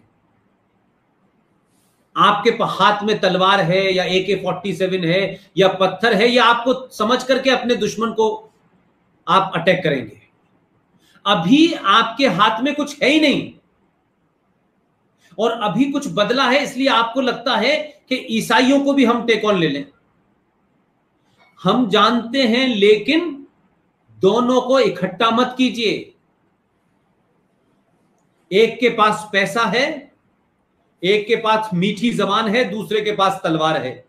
यह गठजोड़ भारत में बड़ा तेजी से चल रहा है।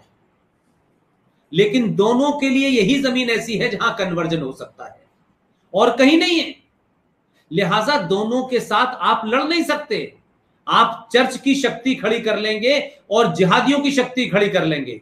वक्फ बोर्ड के तहत आप चले जाइए, डॉक्यूमेंट निकालिए, भारत की भूमि पर सबसे ज्यादा अधिकार और ताकत और उनके पास है, वो वक्फ बोर्ड के पास जमीन है। इस्लामिक जिहादियों के कब्जे में जमीन है, उनकी निजी जमीन और वक्फ बोर्ड की जमीन, और उसके बाद चर्चों के पास है।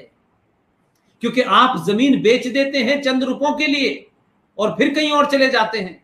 तो आप दो ताकतों को खड़ा कर देंगे तो पूरा वेस्ट, पूरा अमेरिका, वो वेस्टर्न कंट्रीज जिनका ये एजेंडा है, उनको भी आप दुश्मन बनाए, इस्लामिक वर्ल्ड को भी दुश्मन बनाए, और यहां 20-25 करोड़ लोग हैं, तो आप कैसे करेंगे? आपने नहीं देखा 370 हटने के बाद इंग्लैंड का चुनाव लड़ा गया लेबर पार्टी के माध्यम से? आप नहीं देख रहे कि इंग्लैंड के, अमेरिका के अंदर ब्रिटेन के फेवर में कौन लोग खड़े हुए हैं? एंटी इंडिया 370 के खिलाफ, 35A के जो लोग खिलाफ थे वो सब खड़े हुए, सीए के धरने प्रदर्शन। तो आप अपनी ताकत को देखें कि आपके खिलाफ जो ताकतें हैं वो पूरी दुनिया में कहां कहां हैं, तो आप एक साथ कितने लोगों को हेड ऑन करेंगे? इसलिए पहले छोटे गुंडे को मारो, फिर बड़े गुंडे से लड़ लेना।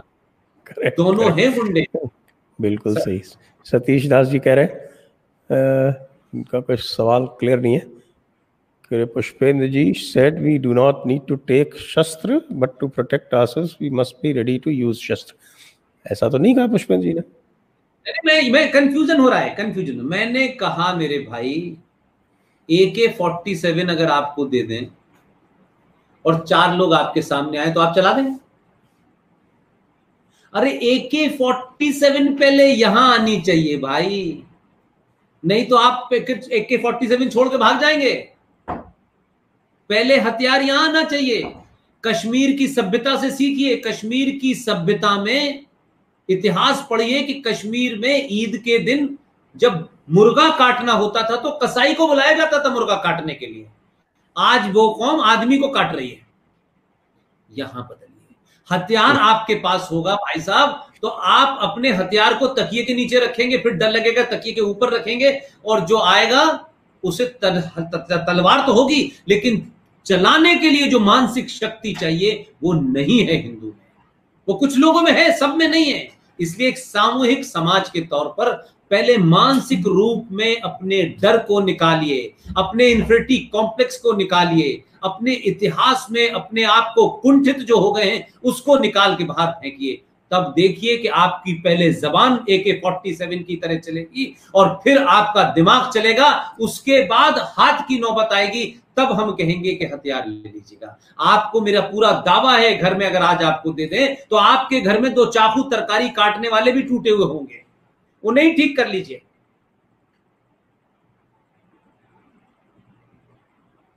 अगला सवाल ले लेते हैं। पूछ रहे हैं कि ये एक दूसरे को दुनिया के किसी भी कोने में भी हो मदद करते हैं, इस्लामियों के बारे में बोल रहे हैं, तो क्या चीज़ इन्हें एक करती है और कौन सी इन्हें तोड़ती है? तो एक करती तो हम जान गए, कौन सी इन्हें तोड़ती है इसके बारे में थोड़ा खुलासा करें। देखिए, पूरी दुनिया आज क्या कह रही है? पूरी दुनिया कह रही है, और हम विदेशी अखबार पढ़ें तो पता चल जाएगा। पूरी दुनिया ये कह रही है कि इस्लामिक आतंकवाद से अगर कोई दुनिया पे देश है जो लड़ सकता है वो सिर्फ भारत ही है। वो किस लिए कह रहे हैं? इसलिए कि उन्हें यह पता है कि यहां आक्रांताओं के भी आक्रांता आए, यहां कत्लेआम हुआ, यहां हिंदू औरतियों की मंडी लगी, बोली लगाई गई। ये दिल्ली का जो मीना बाजार इंडिया गेट के सामने है, सॉरी लाल किले के सामने है, जामा मस्जिद, ये मीना बाजार पे और हिंदू औरतों को नंगा करके उनकी बोली लगती थी। यहां पर जो आप लेबनान में देख रहे हैं, जो आप सीरिया में देख रहे हैं कि वहां जो है दूसरे धर्म मजहब की औरतों की बोली लग रही है। मैं सिर्फ इतना ही कहना चाहता हूं कि जिस दिन भी आप ये तय कर लेंगे कि हमें इनसे डरना नहीं है तो आप सब कुछ कर लेंगे। लिहाजा मैं ये मानता हूं कि आप ये इस चक्कर में कतई ना पड़ें कि हम ये करेंगे ये नहीं करेंगे। आप अपने आप को यूनाइट करें, और जो आपकी सबसे बड़ी कमजोरी है कि आप कहते हैं कि मेरे घर में क्या होगा मुझसे इससे मतलब है, पड़ोस में कुछ हो जाए तो क्या है। अगर उनके यहां ज़कात का कंसेप्ट था तो आपके यहां भी तो दसज का कंसेप्ट था कि आप अपनी कमाई में से 10वां हिस्सा निकालें और वो धर्म के लिए दें। जिस दिन भारत का सनातनी, कुछ लोगों को बुरा लग सकता है, कुछ लोग हर्ट हो सकते हैं, लेकिन अब हर्ट करने के अलावा कोई रास्ता नहीं है। भारत का हिंदू जिस दिन भारत के मंदिरों में ₹1.25 का प्रसाद चढ़ा करके वापस लौट आएगा और वो पैसा जो मंदिरों में लाखों करोड़ों में देना चाहता है, सोनों के मुकुट वहां देना चाहता है, जिस दिन ये परंपरा बंद हो जाएगी, वो पैसा आप इस देश में आचार्य चाणक्य जैसे बहुत सारे गुरु हैं, गुरुकुल हैं, संजय जी हैं, हमारे एक और दोस्त हैं जयपुर में, संजय जी उन्हें जानते हैं, ओमेंद्र रत्नू जी, जो वो काम कर रहे हैं, आप जब ये पैसा उनको देने लगेंगे तो पूरे देश में आपसे ज्यादा न कोई ताकतवर होगा, न हिला सकेगा। लेकिन आज राष्ट्रवाद की जो लोग भी लड़ाई लड़ रहे हैं, पैसे पैसे के लिए मोहताज हैं। वो किन सीमित साधनों में लड़ रहे हैं। अगर एक घटना घट जाती है तो उनके पास वकील के पैसे नहीं होते, और आप उनको देखिए कि उनका आदमी पकड़ा जाता है, 4 लोग थाने पहुंच जाते हैं, 5 लोग दंगा करते हैं, 6ठा आदमी कोर्ट में चला जाता है, और शाम को टेलीविजन पे कुछ ह्यूमन राइट एक्टिविस्ट बैठ जाते हैं। ये जो इकोसिस्टम बनाया है, ये आपने नहीं बनाया है। इसलिए आपके मंदिरों पे चढ़ाया हुआ पैसा, जो आपने अपनी आस्था से भगवान राम को, भगवान कृष्ण को, माता सीता मैया को चढ़ाया था, वो भी इस देश में जिहादियों का माइनॉरिटी कमीशन, हज कमेटी, मुस्लिम एजुकेशन बोर्ड को जहां चढ़ाने के लिए आपके चढ़ावे का 80% पैसा सरकार ले लेती है। उसी से मूसा को और दुजाना को राहत दी जाती है। आप सोचिए तो कि आप अपना पैसा कहां दे रहे हैं। इसलिए आप सनातनी हैं तो मंदिरों पे पैसा चढ़ाना उस वक्त तक बंद कर दीजिए जब तक इस पैसे का उपयोग सरकारें करती हैं, और सरकारें अपने निजी स्वार्थों के लिए, सत्ता पे बैठने के लिए आतंकवादियों को भी बसाती हैं। अब कश्मीर में मैंने सुना है कि कोई योजना चल रही है कि जिनके परिवार में कुछ लोग आतंकवादी बन गए थे, उन परिवारों को सरकार खास मदद देगी। तो सरकार के पास पैसा क्या ऊपर से आ रहा है? मेरे और आग से है। आप जीएसटी भी देंगे, आप इनकम टैक्स भी देंगे, आपके मंदिर का पैसा भी वहां जाएगा। तो भाई फिर राष्ट्रवाद की लड़ाई जो लोग लड़ रहे हैं, जो चेतना फैला रहे हैं, जो जगह जगह काम कर रहे हैं, वो कहां से लड़ेंगे? मंदिरों में जाइए, पूजा करिए। पंडित जी को दिन भर में इतने पैसे मिल जाते हैं कि वो अपना खाना खा लें। लेकिन हमने देखा है किसी की 200 बसें चल रही हैं, किसी की 500 बसें चल रही हैं, किसी की 4 5 सोने की दुकानें हैं। ये किसके लिए हो रहा है? ये मंदिर शिक्षा का केंद्र होने चाहिए थे। यहां कौन चढ़ावा ज्यादा देगा वो दर्शन पहले करेगा, आम हिंदू पीछे रह जाएगा। हमने मंदिरों को भी संकुचित कर दिया है, पैसे की कमी नहीं है। ये साहिल जी आपको सलाह दे रहे हैं कि आपकी जो चैनल है उसके ऊपर भी आप सुपर चैट आरंभ करें। देखिए सर, और सवाल जवाब वहां पे किया करें। हाँ नहीं, आप कर सकते हैं, कह सकते हैं। मैं तो जितनी कोशिश होती है मैं करता रहता हूँ कुछ ना कुछ। अगला और सिर्फ नीरज श्रीवास्तव जी पूछ रहे हैं, पुष्पेंद्र जी बहुत धन्यवाद आपके कार्य के लिए, 370-35A के लिए। और आप किस चीज पर फोकस, आगे आप किस चीज पर फोकस करेंगे? देखिए मैं तो फोकस ऑलरेडी कर चुका हूं, मैं बता चुका हूं, और बहुत जोर जोर से चिल्ला चिल्ला के सबको बता रहा हूं कि मेरे एजेंडे में इस देश में माइनॉरिटी कमीशन मेरे एजेंडे में है।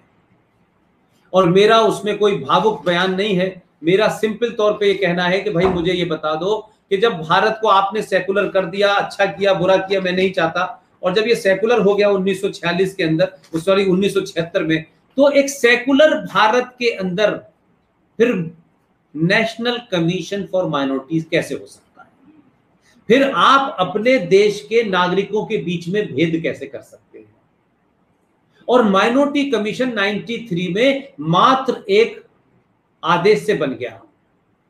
आरटीआई के माध्यम से पूछा कि ये जो माइनॉरिटी कमीशन बना है, इसमें 50,000 पारसी भी माइनॉरिटी में है, इसमें 2.5% सिख भी माइनॉरिटी में है, इसमें बौद्ध भी माइनॉरिटी में है, इसमें ईसाई भी माइनॉरिटी में है, और इसमें करोड़ों मुसलमान, जिनको कहते हैं, कुछ कहते हैं 15 करोड़ हैं, कुछ कहते हैं 20 करोड़ हैं, और मुसलमानों की यकीन कर ले तो वो कहते हैं 40 करोड़ हैं।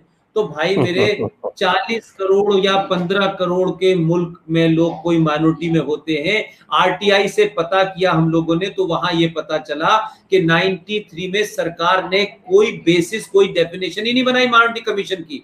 तो हमने कहा कि technically minority commission is illegal, technically minority commission anti constitution, anti secularism, और तीसरी बात जो बड़ा झूठ है जिसको आप आगे बढ़ाइएगा, कि उसमें कहा यह गया कि नेशनल कमीशन फॉर माइनॉरिटी बना, बाद में उसे आपने लीपा पोती करके बना दिया। लेकिन उसमें एक और बड़ा फ्लॉ है कि करोड़ों करोड़ों रुपया, लाखों रुपया, मतलब हजारों करोड़ों में रुपया पिछले 93 से लेकर के आज तक की सरकारें दे रही हैं। और इसी के तहत भारत में 2005 में जब यूपीए सरकार आई तो एक माइनॉरिटी मिनिस्ट्री भी बन गई। ये भी एंटीथीसिस थी। लेकिन जो सबसे बड़ा फ्लॉ है वो ये है संजय भाई, कि आपने माइनॉरिटी कमीशन जब बनाया तो आपने राष्ट्रीय स्तर पे बनाया कि जो भी देश पर मुसलमान है, सिख है, पारसी है, उसको कुछ आप पैसा देंगे, स्कॉलरशिप देंगे। लेकिन कमाल क्या है कि ये अब हर राज्य में है। अब हर राज्य में बनाने के बाद ये पता चला कि भाई तुमने माइनॉरिटी कमीशन से पैसा लेकर के आपने दे दिया, और वो समस्या थी, और उस समस्या के तहत आपने जिसको पैसे देने थे दे दिए। लेकिन जब राज्य का माइनॉरिटी आयोग बना तो उसका पाखंड देखिए कि लक्षद्वीप में 2% हिंदू हैं, 98% मुसलमान हैं। और ये मैं नहीं कह रहा, ये 2011 के सेंसस की रिपोर्ट के आधार है कि भारत के 8 राज्यों में हिंदू माइनॉरिटी में है, उसमें 4 आपके नॉर्थ ईस्ट में, कश्मीर भी, पंजाब भी। लेकिन कमाल यह है कि आपने जो 2% हिंदू है उसे कहते हैं लक्षद्वीप में ये मेजॉरिटी है, और 98% को माइनॉरिटी के। तो वहां से अलग से फिर स्कॉलरशिप, यानी मेरा पैसा केंद्र से भी जाएगा, मेरा पैसा राज्य से भी उसी मुसलमान को जाएगा, फिर ज़कात फाउंडेशन। तो भाई मेरे लिए कोई जगह नहीं है, मैं राज्य का नागरिक नहीं हूं, मैं ब्राह्मण के घर पैदा हो गया हूं इसलिए मुझे लखपति हूं, मैं मेजॉरिटी में हूं तो मुझे कोई इमदाद नहीं मिलेगी, मैं इसके पीछे पड़ गया हूं। आप सबकी अगर दुआएं रही तो ये 35A की तरह हटेगा। और मैं इतना वचन दे सकता हूं कि ऊपर वाले ने अगर मुझे टाइम से पहले नहीं बुलाया तो इसे जरूर खत्म करूंगा। बहुत खूब। अगला प्रश्न, बर्मा ने गलती सुधार दी, हम कब सुधरेंगे? राजेंद्र सिंह जी पूछ रहे हैं। इतने छोटे से देश से भी आप सीख नहीं ले रहे। हम सुधारने के ही काम में लगे हुए हैं राजेंद्र सिंह जी। आप सब लोगों का सहयोग रहा तो जल्दी ही सुधरेंगे। अगला प्रश्न, सर इस माहौल में आम आदमी का क्या कर्तव्य है? ये तो आपको बता चुके पुष्पेंद्र जी, इसलिए इसको हम दोबारा रिपीट करने की आवश्यकता नहीं। आगे चलते हैं। सर इस इस्लामिक टेक ओवर सिचुएशन में Bengal, Kerala, Hyderabad, Telangana completely out of hand, can we do something? मेरे ख्याल से इस पर भी चर्चा हो चुकी है, तो इसको भी आगे ले लेते हैं। डीपीएस जादौन, सनातन धर्म के दोनों महायोद्धाओं को शत शत प्रणाम, आपके राष्ट्रीय यज्ञ में छोटी सी आहुति। बहुत बहुत धन्यवाद जादौन साहब, आपके इसी सहयोग से हम लोग चलते हैं। अगला प्रश्न ले लेते हैं।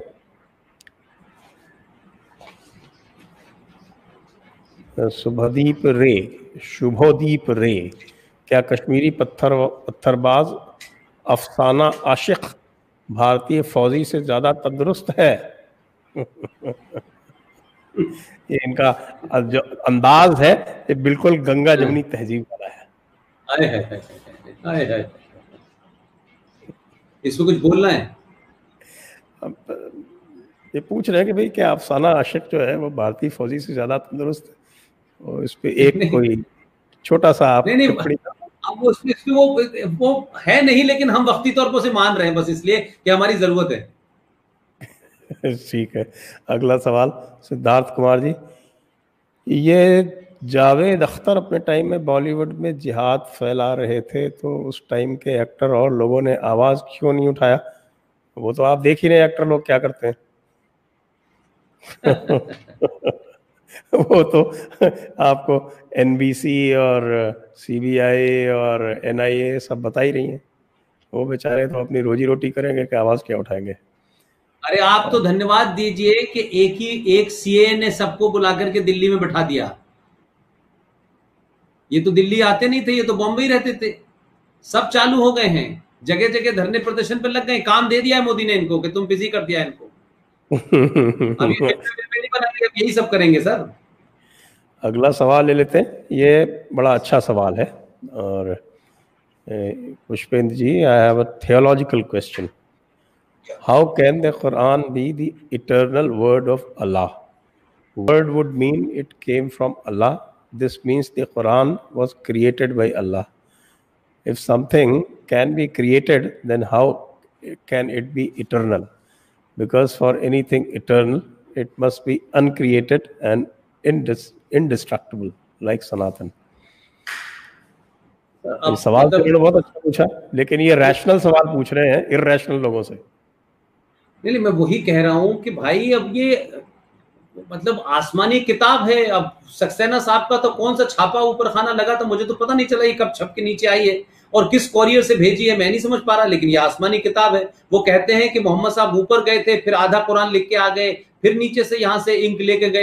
एक ऐसी अजीबोगरीब किताब है कि अब ये ऊपर से उतरी है। फिर कुछ लोगों ने कहा कि कुरान तो का कंपाइलेशन बाद में हुआ, आसमान से आयतें उतर रही थी और आयतें लोग सुनते थे और कई सौ साल तक लिखते रहे। और मैं तो कहता हूँ बहुत सालों के बाद तक कुरान लिखा जाने लगा। तो कुरान के बारे में भी कही है कि पूरी दुनिया में 7 कुरान है। अल अज़हर यूनिवर्सिटी अलग कुरान बताती है, फ्रांस में अलग कुरान मिला है और देवबंदी अलग कुरान बनाते हैं, बरेलवी अलग बताते हैं। तो आप इस में क्यों अपनी एनर्जी जाया करना चाहते हैं? इसे पढ़ भी लेंगे तो भी कोई आपको कुछ मिलना नहीं है। इससे अच्छा तो आप ये करें कि सनातन के 5 तत्वों को समझ लें और कम से कम आपके घर में परिवार में जितने 5-6 बच्चे हैं उन्हें सनातन समझा दें। कुरान को समझाने के लिए संजय भाई मौजूद हैं, आरएसएन मौजूद है, बहुत लोग पढ़ पढ़ के सुना रहे हैं और रोज टीवी पे जाके आरएसएन जाके बताते हैं कि कुरान क्या है। और अब तो एंकर भी चिल्ला चिल्ला के पूछ रहे हैं। तो इतना तो बदल दिया कहते थे देश के अंदर के जहां पे बड़ा लोग टच मी नॉट करते थे, अब तो टेलीविजन पे एंकर पूछ रहे हैं, कुरान की बात हो रही है, इस्लाम की बात हो रही है, अल्लाह पे सवाल उठ रहे हैं, मोहम्मद से सवाल उठ रहे हैं, आयशा की उम्र पूछ रहे हैं। अब तो लोग मोहम्मद साहब की उम्र भी पूछ रहे हैं, शादियों का मैरिज सर्टिफिकेट भी मांग रहे हैं। तो आप तो सवालों के जवाब देते थे, अब आपने सवाल पूछना शुरू किया है तो ठीक है, उनको वो काम उन्हें करने दीजिए। यस सर, सही है। सवाल आपने बहुत अच्छा पूछा, उसके लिए धन्यवाद। पांडे जी पूछ रहे हैं, बुरहान वानी इज अ ब्राह्मण सरनेम, हाउ कैन अ ब्राह्मण कैन बिकम अ जिहादी? अरे भाई, जब उसने कलमा पढ़ लिया तो फिर वो काय का ब्राह्मण? वो तो इस्लाम की दावत जिसने कबूल कर ली वो तो फिर यही होगा। अभी इनको शायद दावत वाला कॉन्सेप्ट नहीं पता है। खैर हम इसको आपको समझाएंगे अलग से। अभी एक सवाल ये पूछ रहे हैं, sir what can be done to expose people like Waman Meshram who is constantly spreading venom against Brahmans to Jai Bhim gangs? देखिए मुझे लगता है कि देखिए इसमें प्रॉब्लम क्या हो रही है कि हमारे पास जो लोग हैं ना, वो जो काउंटर करने वाले लोग भी हैं ना, वो मतलब जितने करें कि जितनी ज़्यादा गिनती में होने चाहिए वो नहीं है। अब अगर किसी को काउंटर करना है तो आप ये किताब पढ़ डालिए, इसके इंग्लिश में भी और हिंदी में भी है। और इस किताब का नाम है पाकिस्तान और पार्टीशन ऑफ इंडिया। ये BR अम्बेडकर की लिखी किताब है। इतनी ईमानदार किताब और इतनी जबरदस्त किताब संजय भाई किसी ने नहीं लिखी। और इस आदमी की ईमानदारी का मैं कायल हूं। और इसने साफ साफ शब्दों में कहा है जो बात हम डरते नहीं। और गांधी जी के बारे में तो क्या क्या नहीं इन्होंने बोला है, पाखंडी बोला है, क्या फ्रॉड आदमी बोला है, मैग्लोमेनियल बोला है, क्या क्या बोला है। इन्होंने लिखा कि एक लाइन में इस आदमी ने कहा कि जब तय हो गया कि मजहब के नाम पे भारत बटेगा तो मुसलमान यहां क्यों है। ये अम्बेडकर ने कहा, लेकिन हम पढ़ना नहीं चाहते। वो जो लोग आपको बता रहे हैं, जो लोग अंबेडकर के नाम से, दलित के नाम से, ब्राह्मणों को गाली देकर वो अपना एजेंडा सीधा कर रहे हैं, लेकिन उनको भी आपको लॉजिकली आर्गुमेंट से काउंटर करना पड़ेगा। और यही दलित जो है उनके साथ मिलकर जय भीम कर रहे हैं। और उनको मालूम है, क्या कहते हैं कि अपने साथ ले लेते हैं तो कहीं यादवों का माई कॉम्बिनेशन है, कहीं दलितों का माई कॉम्बिनेशन है। तो आर्टिकल 35 के माध्यम से मैंने पूरे देश को बताया कि जय भीम कहने वाला जो हैदराबाद का गोल टोपी वाला जोकर था, जो पार्लियामेंट के अंदर कह रहा था जय भीम, मैंने उससे पूछा, भाई एक बार तुम जरा सा कश्मीर में जाके ये नहीं बताया तुमने कि पिछले 70 सालों से तुमने दलितों को अपने संविधान में, क्योंकि तुम्हारी मेजोरिटी थी, तुम्हारा अपना संविधान था, तुमने एक एग्जीक्यूटिव ऑर्डर पास करके कह दिया कि ये जो 200 दलित आए हैं ये हमारी सफाई के लिए हैं, यहां रह सकते हैं, इनको नौकरी नहीं मिलेगी। वो 70 साल से रहे, वो सिर्फ सफाई की नौकरी कर सकते थे, आपका मैला ढो सकते थे, ना आपने नागरिकता दी, ना उनको नौकरी दी। तो सवाल यह है कि जय भीम जी की बात क्या कर रहे हैं? कराची के अखबारों में इश्तिहार छपता है कि यहां जो दलित हैं, जो भंगी हैं, उनके साथ मारपीट नहीं करनी है, क्योंकि अगर ये चले गए तो हमारी गंदगी कौन उठाएगा? तो मानसिकता तो आपकी वही है। तो बिल्कुल सही बात है। आपने ऐसे लोगों को भी उनकी झोली में डाल दिया, तो आपको काउंटर करना पड़ेगा, उनकी भाषा में करना पड़ेगा, तर्कों से करना पड़ेगा, और आप उनको स्पेस मत दीजिए। इसलिए मैंने कहा कि अंबेडकर के बारे में जो लोग ज्यादा पढ़ रहे हैं वो अंबेडकर की सही किताब पढ़ें और तर्कों के साथ बात रखें। इसलिए मैंने कहा एक किताब नहीं है, ये गांधी एंड अनार्की की किताब है। इस किताब को आप पढ़ लेंगे तो गांधी जी का पाखंड जो है मोपला पे, ये किस आदमी ने किताब लिखी है संजय भाई? इस किताब के राइटर हैं सर सी शंकरन नायर। ये कांग्रेस के अध्यक्ष थे 1908 में, फिर ये जाकर के मद्रास में जज बने। इन्होंने मोपला के बारे में क्या लिखा है? इन्होंने गांधी जी को एक्सपोज कर दिया। वो तो अंबेडकर ने भी पूरी तरह से एक्सपोज किया है। और दूसरी चीज ये है कि ज्यादा कोई अगर भीम की बात करे तो सिर्फ उनको जोगिंद्रनाथ मंडल का उदाहरण दे दीजिए, उसी से सारी चीजें स्पष्ट हो जाएंगी। एकदम आपके पास सब कुछ है, कुछ है। ये किताब मैंने देखी, बड़ी रेयर किताब है संजय भाई। ये किताब Muslim League attack on Sikhs and Hindus in the Punjab 1947। ये किताब गुरबचन सिंह तालिब साहब ने लिखी है। गुरबचन सिंह तालिब की मैंने पढ़ी हुई है। आप देखिए कि ये जो बुक्स हैं, ये हमारे जो राष्ट्र के प्रति चिंतित हैं उनको पढ़नी चाहिए, ताकि आप झूठे को घर तक छोड़ के आए। नहीं तो ये झूठा बार बार आ जाता है। आप किताब पढ़ते हैं तो मेरा कहना बहुत सारी किताबें हैं, आपके शहर के, आपके प्रदेश की हैं। नटवर सिंह है, इनकी किताब पढ़ लीजिए भाई, one life is not enough, page number 40 पढ़ लीजिए। उन्होंने पोल खोल दिए नेहरू की। तो बहुत सारी किताबें हैं। मैं बार बार कहता हूं कि आप उन्हीं की किताबें पढ़ें जिनको वो चाहते हैं, अपनी किताबों को ना पढ़ें, क्योंकि आप अपनी किताब से पढ़ के बोलेंगे तो उसका कोई मतलब नहीं होगा। लोग कहेंगे लेकिन साहब ये तो अपनी बात पढ़ते हैं और अपनी बात कहते हैं। इसलिए बहुत सारी चीजें हैं। अगला सवाल जो है वो है मुस्लिम लीगी किस हक से अंबेडकर जी की पिक लगाते हैं। ये तो इसी पिछले सवाल में सारा इसका जवाब आ गया, तो उसी में इसका जवाब है इस अगले सवाल का भी। इसलिए इसका आगे का सवाल ले लेते हैं। मेघनाथ द ग्रेट हीरो, अच्छा ये नाम है इनका। Is democracy a threat for India in this terrible times as their population will increase tremendously after 200-300 years? तो ये 200-300 साल तक इंतजार थोड़ी करेंगे भाई। आगे ले देखिए, डेमोक्रेसी का तो कांसेप्ट ही होता ना कि डेमोक्रेसी जो है वो एक सभ्य समाज के लिए, पढ़े लिखे समाज के लिए, जो अपने दायित्वों को भी जानता है, अपने अधिकारों को। हमारे यहाँ तो डेमोक्रेसी भीड़ तंत्र है ना भाई। डेमोक्रेसी कहाँ है हमारे यहाँ? भीड़ है। किसी ने जाति के नाम पे बड़ी इकट्ठी कर ली है, किसी ने गुंडागर्दी के नाम, माफिया डॉन जीतते हैं आपके। वो कौन सी डेमोक्रेसी के लिए जीतते हैं? आपके मजहबी लीडर जीत जाते हैं, वो क्या है? आप जितना भड़काऊ बोलते तो ये कोई डेमोक्रेसी थोड़ी नहीं है। ठीक है, हम कह सकते हैं आधुनिक उसमें। अगला सवाल ले लेते हैं।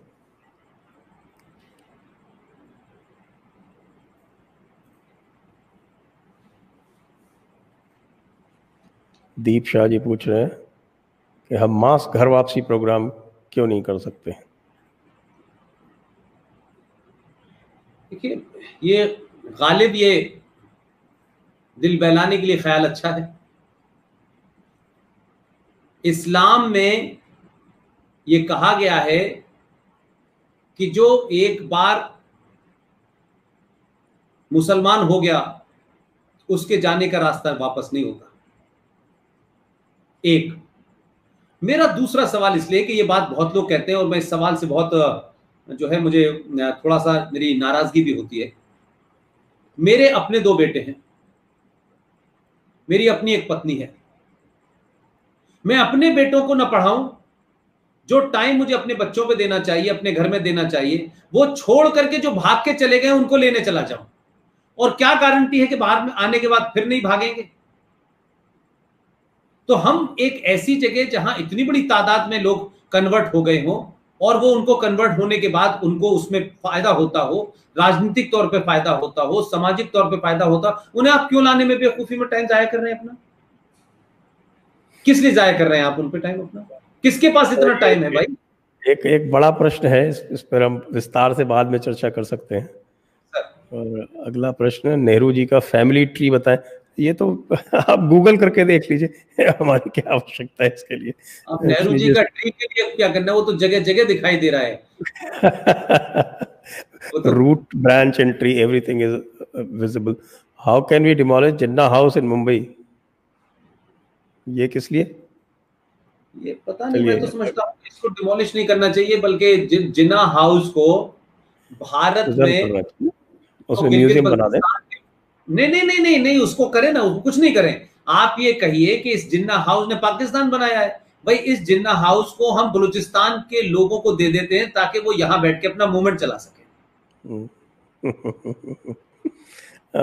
अगला सवाल कह रहे हैं, खिलाफत इज टॉट एज खिलाफ। खिलाफ नहीं भाई, वो खिलाफा है। वो खिलाफ और मुखालिफ में आप फर्क समझिए। उर्दू पढ़नी पड़ेगी।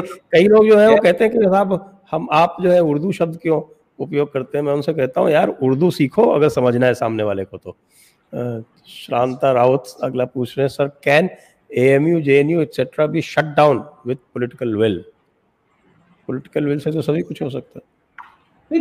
बंद क्यों करना चाहते हैं यार? इतनी खूबसूरत बनी हुई से क्यों बंद करना चाहते हैं? उसमें 2-4 गुंडे घुस के निकाल के बाहर भागे उनको, और आप चले जाइए। अच्छी खासी बिल्डिंग को बंद कर देंगे तो उससे क्या होगा? अरे आप उनकी गिनती कम कर दीजिए भाई। आप जाते नहीं है, वैक्यूम पड़ा रहता है तो खाली में जगह में कोई ना कोई तो रहेगा ना। क्या आपने कभी कोशिश की कि भाई हम भी जाएंगे वहां, एडमिशन लेंगे, अपने बच्चों को भेजेंगे, जो लेफ्ट का नैरेटिव है हम राइट का नैरेटिव चलाएंगे? आप लेने की छोड़िए, बंद क्यों करते हैं? या तो आप कहते हैं, क्या कहते हैं कि भाई बंगाल छोड़ देंगे और केरला छोड़ देंगे, फिर आप कहते हैं JNU बंद कर देंगे। भाई बंद करने का क्या, हमारे पैसे से बनी है, वहां पे क्यों पैदा होगा भाई? JNU में तो कई बदलाव आ रहे हैं और नया रिक्रूटमेंट भी हो रहा है। उसमें उसमें उसमें अपना अपना अपना दावा ठोंकिए, उसमें जाइए, कुछ वहां सर्विस दीजिए, कुछ उसके बारे में करिए, तो वो आपकी हो जाएगी। अच्छी इतनी खूबसूरत बिल्डिंग बनी हुई हमारे टैक्स से चलती है, 10 रुपए में बच्चे वहां रहते हैं, तो भाई आप अपने लोगों को भेजिए, अपने बच्चों को भेजिए। आप नहीं भेजना चाहते तो वहां कोई ना कोई दूसरा चला जाता है। तो बंद करना कोई सोल्यूशन नहीं मुझे लगता है। अगला प्रश्न सिद्धार्थ मिश्रा जी पूछ रहे हैं, your opinion on replacing modern education with Gurukul x like Agastya Gurukul, why not replace liberal arts? ये भी रिप्लेसमेंट में ही पड़े हुए हैं, इनका भी रिप्लेसमेंट है। तो जैसा पुष्पेन जी कह चुके हैं, replacement is not a solution. हाँ, augmentation is a solution. Augment कीजिए, रिप्लेस मत कीजिए। द्वैपायन बोस, इतिहास की पुस्तक पढ़ने से लगता है मुगल से ही भारत शुरू हुआ। यह इतिहास की पुस्तक कब बदली जाएगी? जब आप चाहेंगे। जब आप चाहेंगे, लेकिन और पुस्तकें पढ़िए ना, इतनी सारी पुस्तकें हैं, आप उन्हें पढ़ डालिए तो आपको अपने आप ही बदल जाएगा। हमने भी तो वही पुस्तकें पढ़ने के बाद भी तो हम ये सब कर रहे हैं। दीपक गुरु जी पूछ रहे हैं, what is your message to those who talk about Sikh Muslim minority unity and do not want to associate themselves with Hinduism? Sir कुछ गलतियां आपने की हैं, उनको सुधारें। सही है। कुछ लोगों ने जो उनके साथ किया उसको उसको भुलाने की कोशिश करें और गले लगाएं। मैंने वही कहा कि बड़े बनने का सबूत दें। अगर आप गिनती में बड़े हैं, ताकत में बड़े हैं, आपका पुराना इतिहास है, तो अगर किसी हमारे घर के किसी लोगों ने कुछ गलती कर दी, कुछ गुंडों ने 1984 में गलती कर दी, तो पूरे समाज को नहीं भुगतना। उनको याद दिलाइए ना शीशगंज क्या है। जिनसे दोस्ती करने जा रहे हो वो शीशगंज क्या है, गुरु गोविंद सिंह के बच्चे किस दीवार में चिनवाए गए थे, कुछ उनके पुरुषार्थ की बातें भी कीजिए। मैं बार बार कहता हूं कि सिखों के साथ में जो हमारे सनातन संस्कृति के सबसे बड़े रक्षक थे, जो हमारा बड़ा भाई था, हमसे गलती हो गई, हम सामूहिक तौर पर उनसे माफी मांगते हैं। लेकिन साथ साथ मैं ये भी कहता हूं कि क्यों हम इस तरीके के जेस्चर नहीं देते भारत में, कि जो पाकिस्तान के अंदर, जो कनाडा के अंदर भारत के खिलाफ नारे लगा रहे हैं, जो पाकिस्तान में नारे लगा रहे हैं, जो भारत में नारे लगा रहे हैं, क्या हमने कुछ किया, कोई ऐसा जेस्चर दिया? तो हमने कहा कि चाचा नेहरू 14 नवंबर को पैदा हुए थे, अच्छी बात थी, लेकिन 14 नवंबर की जगह हम 26 दिसंबर को क्यों नहीं भारत का बलिदान चिल्ड्रंस डे मनाते? अगर हम चिल्ड्रंस डे मनाएंगे तो 26 दिसंबर को हमें बताना पड़ेगा कि जोरावर सिंह के साथ क्या किया, साहबजादा फतेह सिंह के साथ क्या किया। 9 साल और 12 साल के बच्चों को दीवार में इसलिए चुनवा दिया गया कि उन्होंने इस्लाम धर्म कबूल करने से मना कर दिया।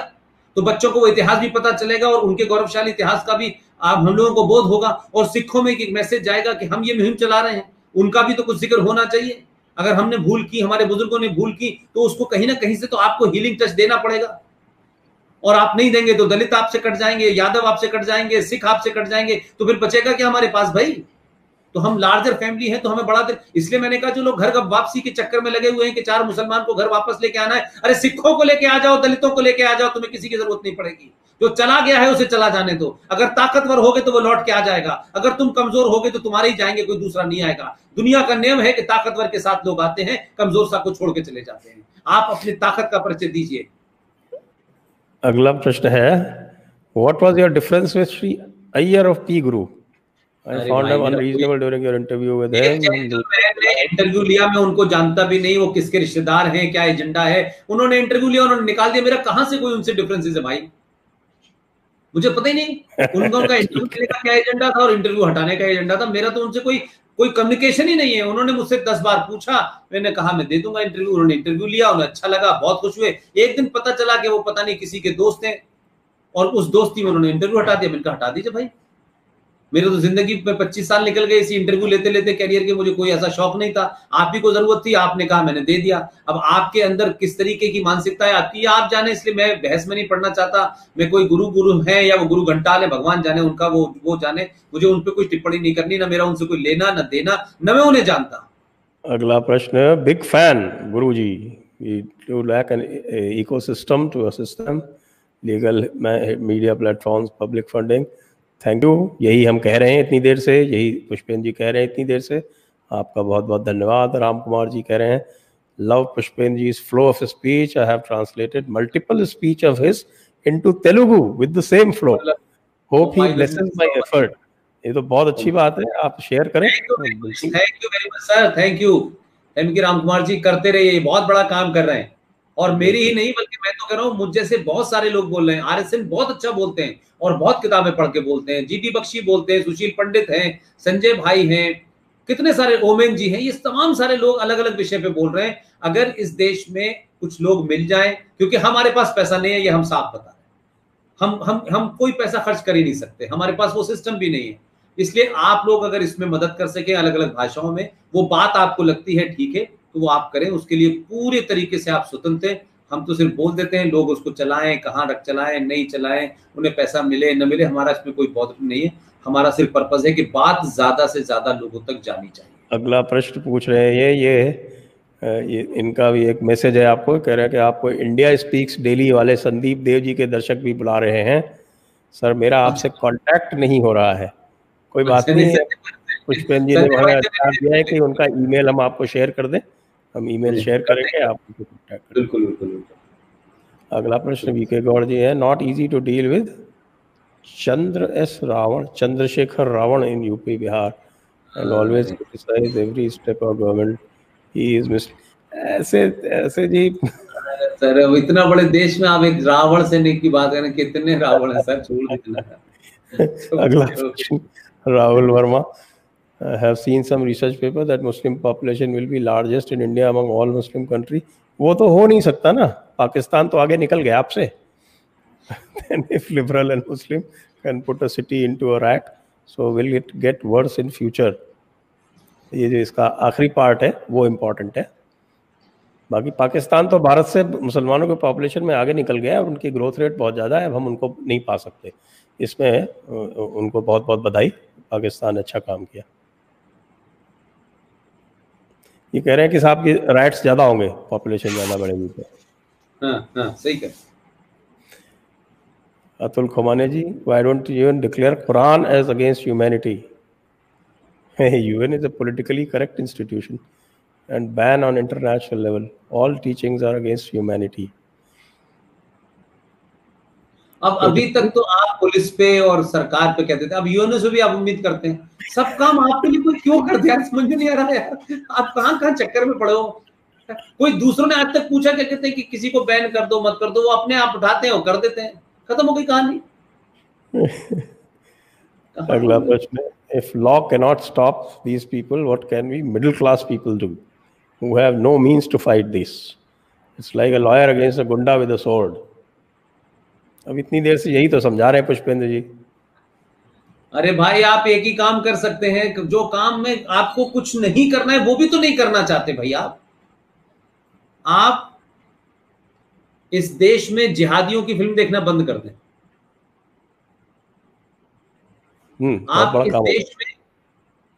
आप इस देश में वो टीवी चैनल जो सनातन के लोगों को गाली देता हो, जो हिंदुओं के बारे में गलत खबर दिखाता हो, जो इस्लामिक आतंकवादियों के नाम लेने से डरता हो, आप कुछ मत कीजिए। आपको कहीं लड़ना है क्या, अपने घर में उस टेलीविजन को देखना बंद कर दीजिए। जिस दिन टीआरपी डाउन होगी, मालिक उनसे पूछेगा टीआरपी ऊपर क्यों नहीं गई। जैसी टीआरपी ऊपर नहीं जाती है, वो जो मालिक का नौकर होता है वो नीचे उतर जाता है सीढ़ियों से। आपके पास तो बैठे बैठे लड़ने का हथियार है, 100 करोड़ है। आप जिस दिन बॉलीवुड के अंदर हिंदुओं को, सनातन को बुरे उसमें दिखाया जाए, आपको लगने लगे कि हम कुछ नहीं कर सकते, हम नहीं जा रहे देखने, खत्म हो गई कहानी। हम बाहुबली देखेंगे भाई, 2 बार देखेंगे, क्या फर्क पड़ता है। हम विवेक अग्निहोत्री की कश्मीर फाइल की जगह हम ताशकंद फाइल भी देखेंगे। आप जिस दिन तय कर लेंगे, आपकी आधी लड़ाई तो घर बैठे सेल हो जाएगी। आपने उनको मजबूत बनाया है, आपने उनको ताकत दी है, जाने अनजाने में इनडायरेक्टली आपने देखी है। आप क्रिकेट देखना बंद कर दीजिए, ये सारा सट्टे का पैसा बंद हो जाएगा, दुबई से चलने वाले सारे खेल खत्म हो जाएंगे। आपको कहीं हथियार, मैं कहता रहा हूं कि आपके 100 करोड़ में से 10 करोड़ भी तय कर लेंगे तो आपकी आधी लड़ाई जीत गया। इकोनॉमी सबसे इंपॉर्टेंट चीज होती है, आपके पैसे से उनकी इकोनॉमी मजबूत है भाई। Yes sir. अगला सवाल डीपीएस यादव पूछ रहे हैं, पुष्पेंद्र जी आप अंबेडकर जी की किताब पाकिस्तान पार्टीशन ऑफ इंडिया पर सीरीज करने वाले थे, बहुत बेसब्री से इंतजार है। मैं आपकी बात से सहमत हूं यार।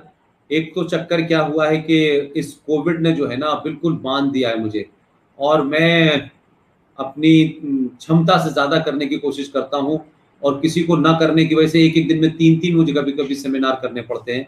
और उसके लिए जो थोड़ा सा मुझे समय चाहिए, क्योंकि मेरे पास लोगों का भी अभाव है, और जब ज्यादा घर में रहा हूं तो घर की जिम्मेदारियों का भी ज्यादा एहसास होने लगा है। नहीं तो बाहर रहता तो पता ही नहीं चलता था कि घर में दाल भी कभी खत्म होती है कि नहीं होती है।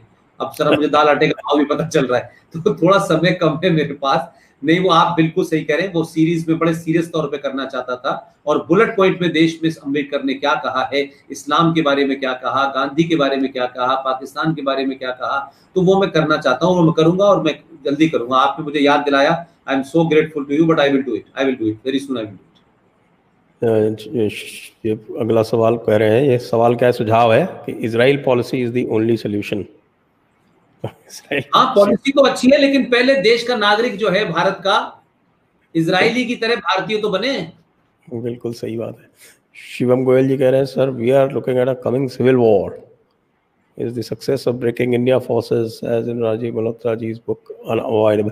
इस पे तो बात हो चुकी है काफ़ी आपसे, आपके सवाल से पहले भी इसके ऊपर जानकारी दी जा चुकी, इसलिए आप थोड़ा सा रिवाइंड करके इसको देखेंगे तो हमारा भी समय बचेगा। थोड़ा सा आगे ले लेते हैं इस प्रश्न। अगला प्रश्न,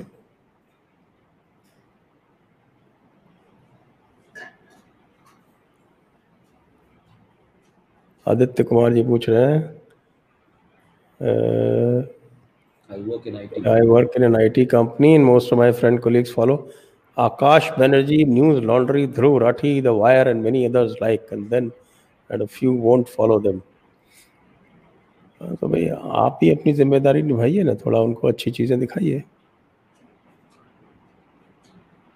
अगला सवाल विजय Jha, why not align many and all like you enlightened being and make force in education, skill development, professional training without depending on the government।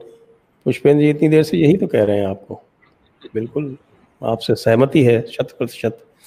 कुंवर सागर से यार, क्या आम हिंदू को अरबिक और उर्दू सीखना चाहिए? अब ये आप बताएं। देखिए, वैसे तो कुछ भी सीखने में बुराई नहीं है, लेकिन जब ऐसा होता है ना कि जब आदमी बहुत कुछ अपनी चीजें सीखता है, तब उसके बाद में विदेश की चीजें जानना चाहता है। लेकिन क्या आपने संस्कृत सीखी? क्या सनातन को जाना? अगर कुरान को जान भी गए, अरबिक को जान भी गए, तो उसमें कौन से ऐसे ग्रंथ लिखे, कौन सा उसमें ज्ञान दुनिया में बांटा गया? कुछ नहीं है।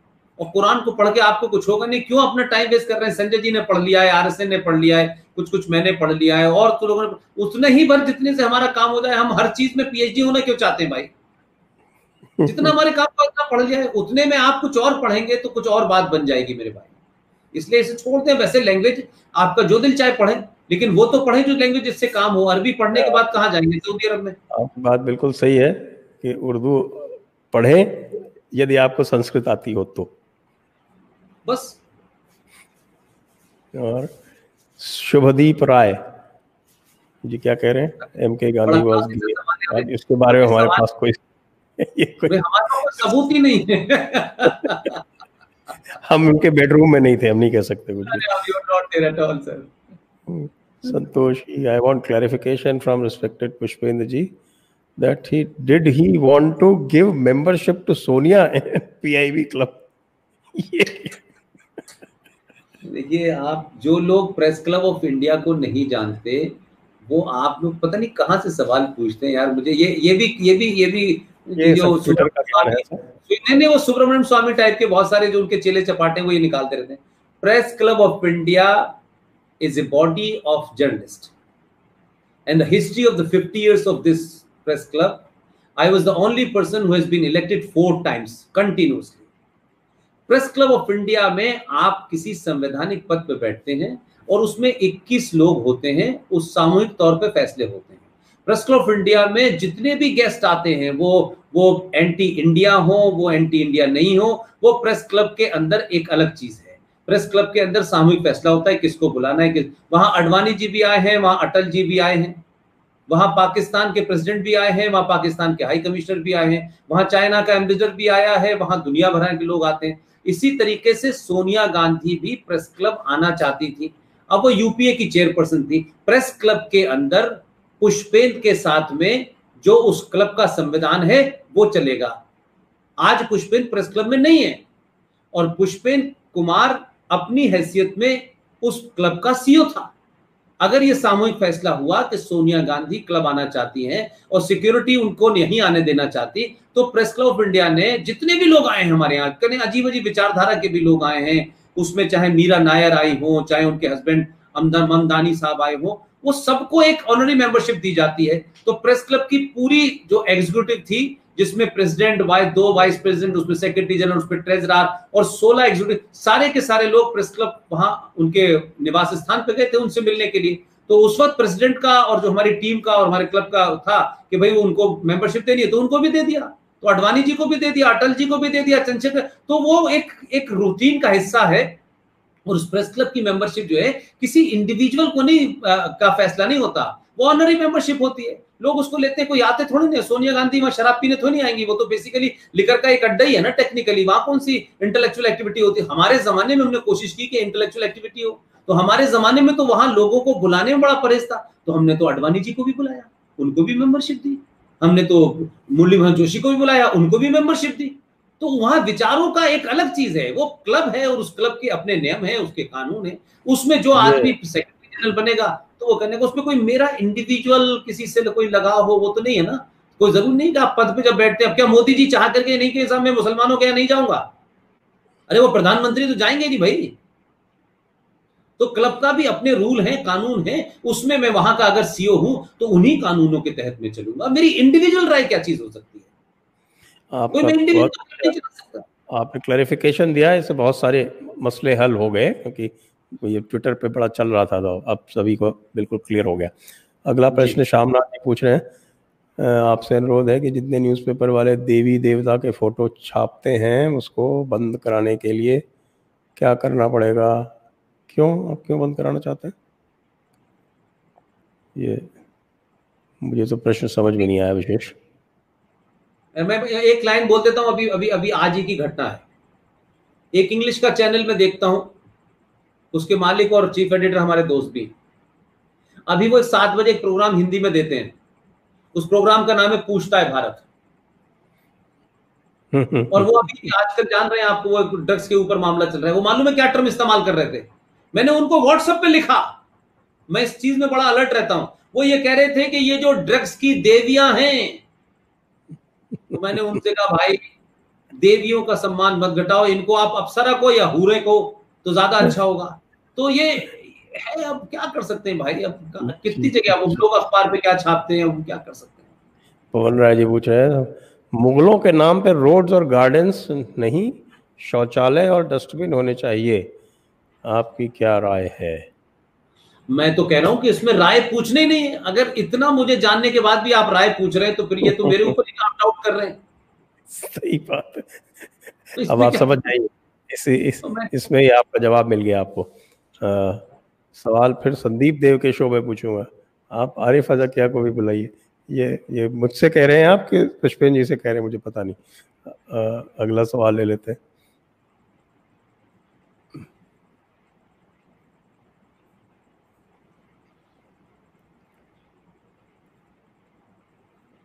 Sam Bajwa, halal is also used as tax. Please comment. halal is also used as tax, मैं समझा नहीं। हलाल इकोनॉमी, हलाल इकोनॉमी की बात कर रहे हैं, ये कह रहे हैं कि जबरदस्ती लोगों से हलाल का सर्टिफिकेट दिलवाते हैं, तो वो एक तरह का टैक्स हो गया, ये शायद ये कहना चाहते हैं। तो भाई इनसे कहिए कि हिंदू इतनी ताकत में है, 100 करोड़ हैं, हिंदू हलाल की जगह कोई नई चीज शुरू कर दें। देखिए सारा खेल है मार्केट का, अगर आप में ताकत है तो आप रजिस्टर कराइए और कहिए, क्या कहते हैं कि सनातन का जब तक सर्टिफिकेट नहीं होगा हम ब्रश नहीं खरीदेंगे, हम बिस्किट नहीं खरीदेंगे। तो लेकिन आप करिए ना, आपसे कहाँ किसी ने मना किया। अगला प्रश्न है, sir why don't you please mention all the books that true Hindu reads to defend. ये वैसे मैं अपने वीडियोस में, और कई बार पूछा गया है सवाल, हर बार पूछा जाता है, और ये मैं कई बार ये लिस्ट दे चुका हूँ, तो वो आपको एक बार पुनः दे दूंगा। आप या तो कमेंट्स पे पूछिए। आजाद पे पढ़ना हो तो ये किताब पढ़िए, 30 पन्नों में इनका झूठ आपको पता चलेगा। India wins freedom, written by Maulana Azad. आपको भारत की संस्कृति के बारे में Nobel prize winner VS Naipaul की किताब पढ़िए, ए वुंडेड सिविलाइजेशन, बेहतरीन किताब है। Muslim politics in secular India, ये किताब हामिद दलवाई साहब ने लिखी है। इसमें पोल खोलती है सर सैयद अहमद खान जैसे मक्कारों की। आपको मैंने बताया कि ये किताब आपके सामने मैंने रखी, ये किताब पढ़िएगा, इनकी किताब है। ऐसे ही दिल्ली दंगों पे किताब आई है, इसको भी पढ़िए। इसके अलावा बहुत सारी किताबें हैं जिनके बारे में बोलता रहता हूं मैं, आप उन्हें भी पढ़िए। ये म्यूजिक की किताब है लेकिन आपके काम की है, ये भी किताब पढ़िए। इसी किताब के पढ़ने से मुझे एक बहुत अच्छी चीज पता चली थी, जिसके बारे में मैं बार बार जिक्र करता रहा हूं और कहता रहा हूं कि देखिए अगर आप अपनी चीजों को नहीं पढ़ेंगे तो आप दूसरे पढ़ेंगे। मैं इस किताब के सिलसिले में संजय भाई 2 मिनट मैक्सिमम लूंगा मैं, ये मुझे बहुत जरूरी है इसलिए मैंने कहा। ये जो मैंने आपको किताब दिखाई है, ये एक अच्छे जर्नलिस्ट ने लिखी है और अब वो जो है लता मंगेशकर पे लिख रहे हैं। इस किताब में मेरे मतलब की एक ही बात थी संजय भाई, जो शायद देश को नहीं पता और बार बार मैं लोगों से उसको साझा भी करता हूं। आपने देखा होगा कि वंदे मातरम को लेकर भारत में बड़ी कंट्रोवर्सी रही, और जब भारत आजाद नहीं हुआ था तो 1937 में जब किसी पार्टी की राष्ट्र के ऊपर या किसी देश के ऊपर समझौता करने की कोई हैसियत नहीं थी, तब 1937 में मौलाना आजाद और जिन्ना वगैरह ने इस वंदे मातरम पे सवाल उठाया कि साहब इसमें उनकी भावनाएं आहत हो जाती हैं। तो उस पे कमेटी बनी और तमाम सब लोग बैठे और उसके बाद ये हुआ कि भाई ऊपर के सिर्फ 2 स्टैंजा पढ़े जाएंगे और उसके बाद से वंदे मातरम के 2 स्टैंजा पढ़े जा रहे हैं।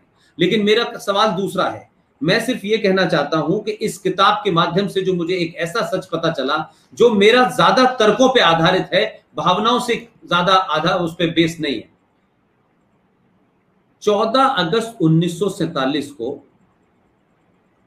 जब रात में भारत की पार्लियामेंट के अंदर आजादी की घोषणा होनी थी और पूरा पार्लियामेंट उसमें बैठना था, उससे पहले भारत के गृह मंत्री सरदार पटेल ने एक देश के जाने माने संगीतकार को टेलीग्राम किया और उन्होंने टेलीग्राम में यह कहा कि मैं आपसे एक दरखास्त ये करना चाहता हूं कि आप जिस दिन भारत की आजादी की घोषणा हो और आजादी की घोषणा के बाद जब भारत की संसद में वंदे मातरम हो तो आप उसको गाएं।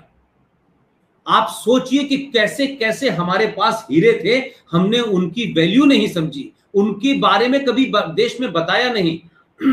उन साहब ने अपने टेलीग्राम में पलट के सरदार पटेल से कहा कि मैं आऊंगा लेकिन मेरी शर्त है।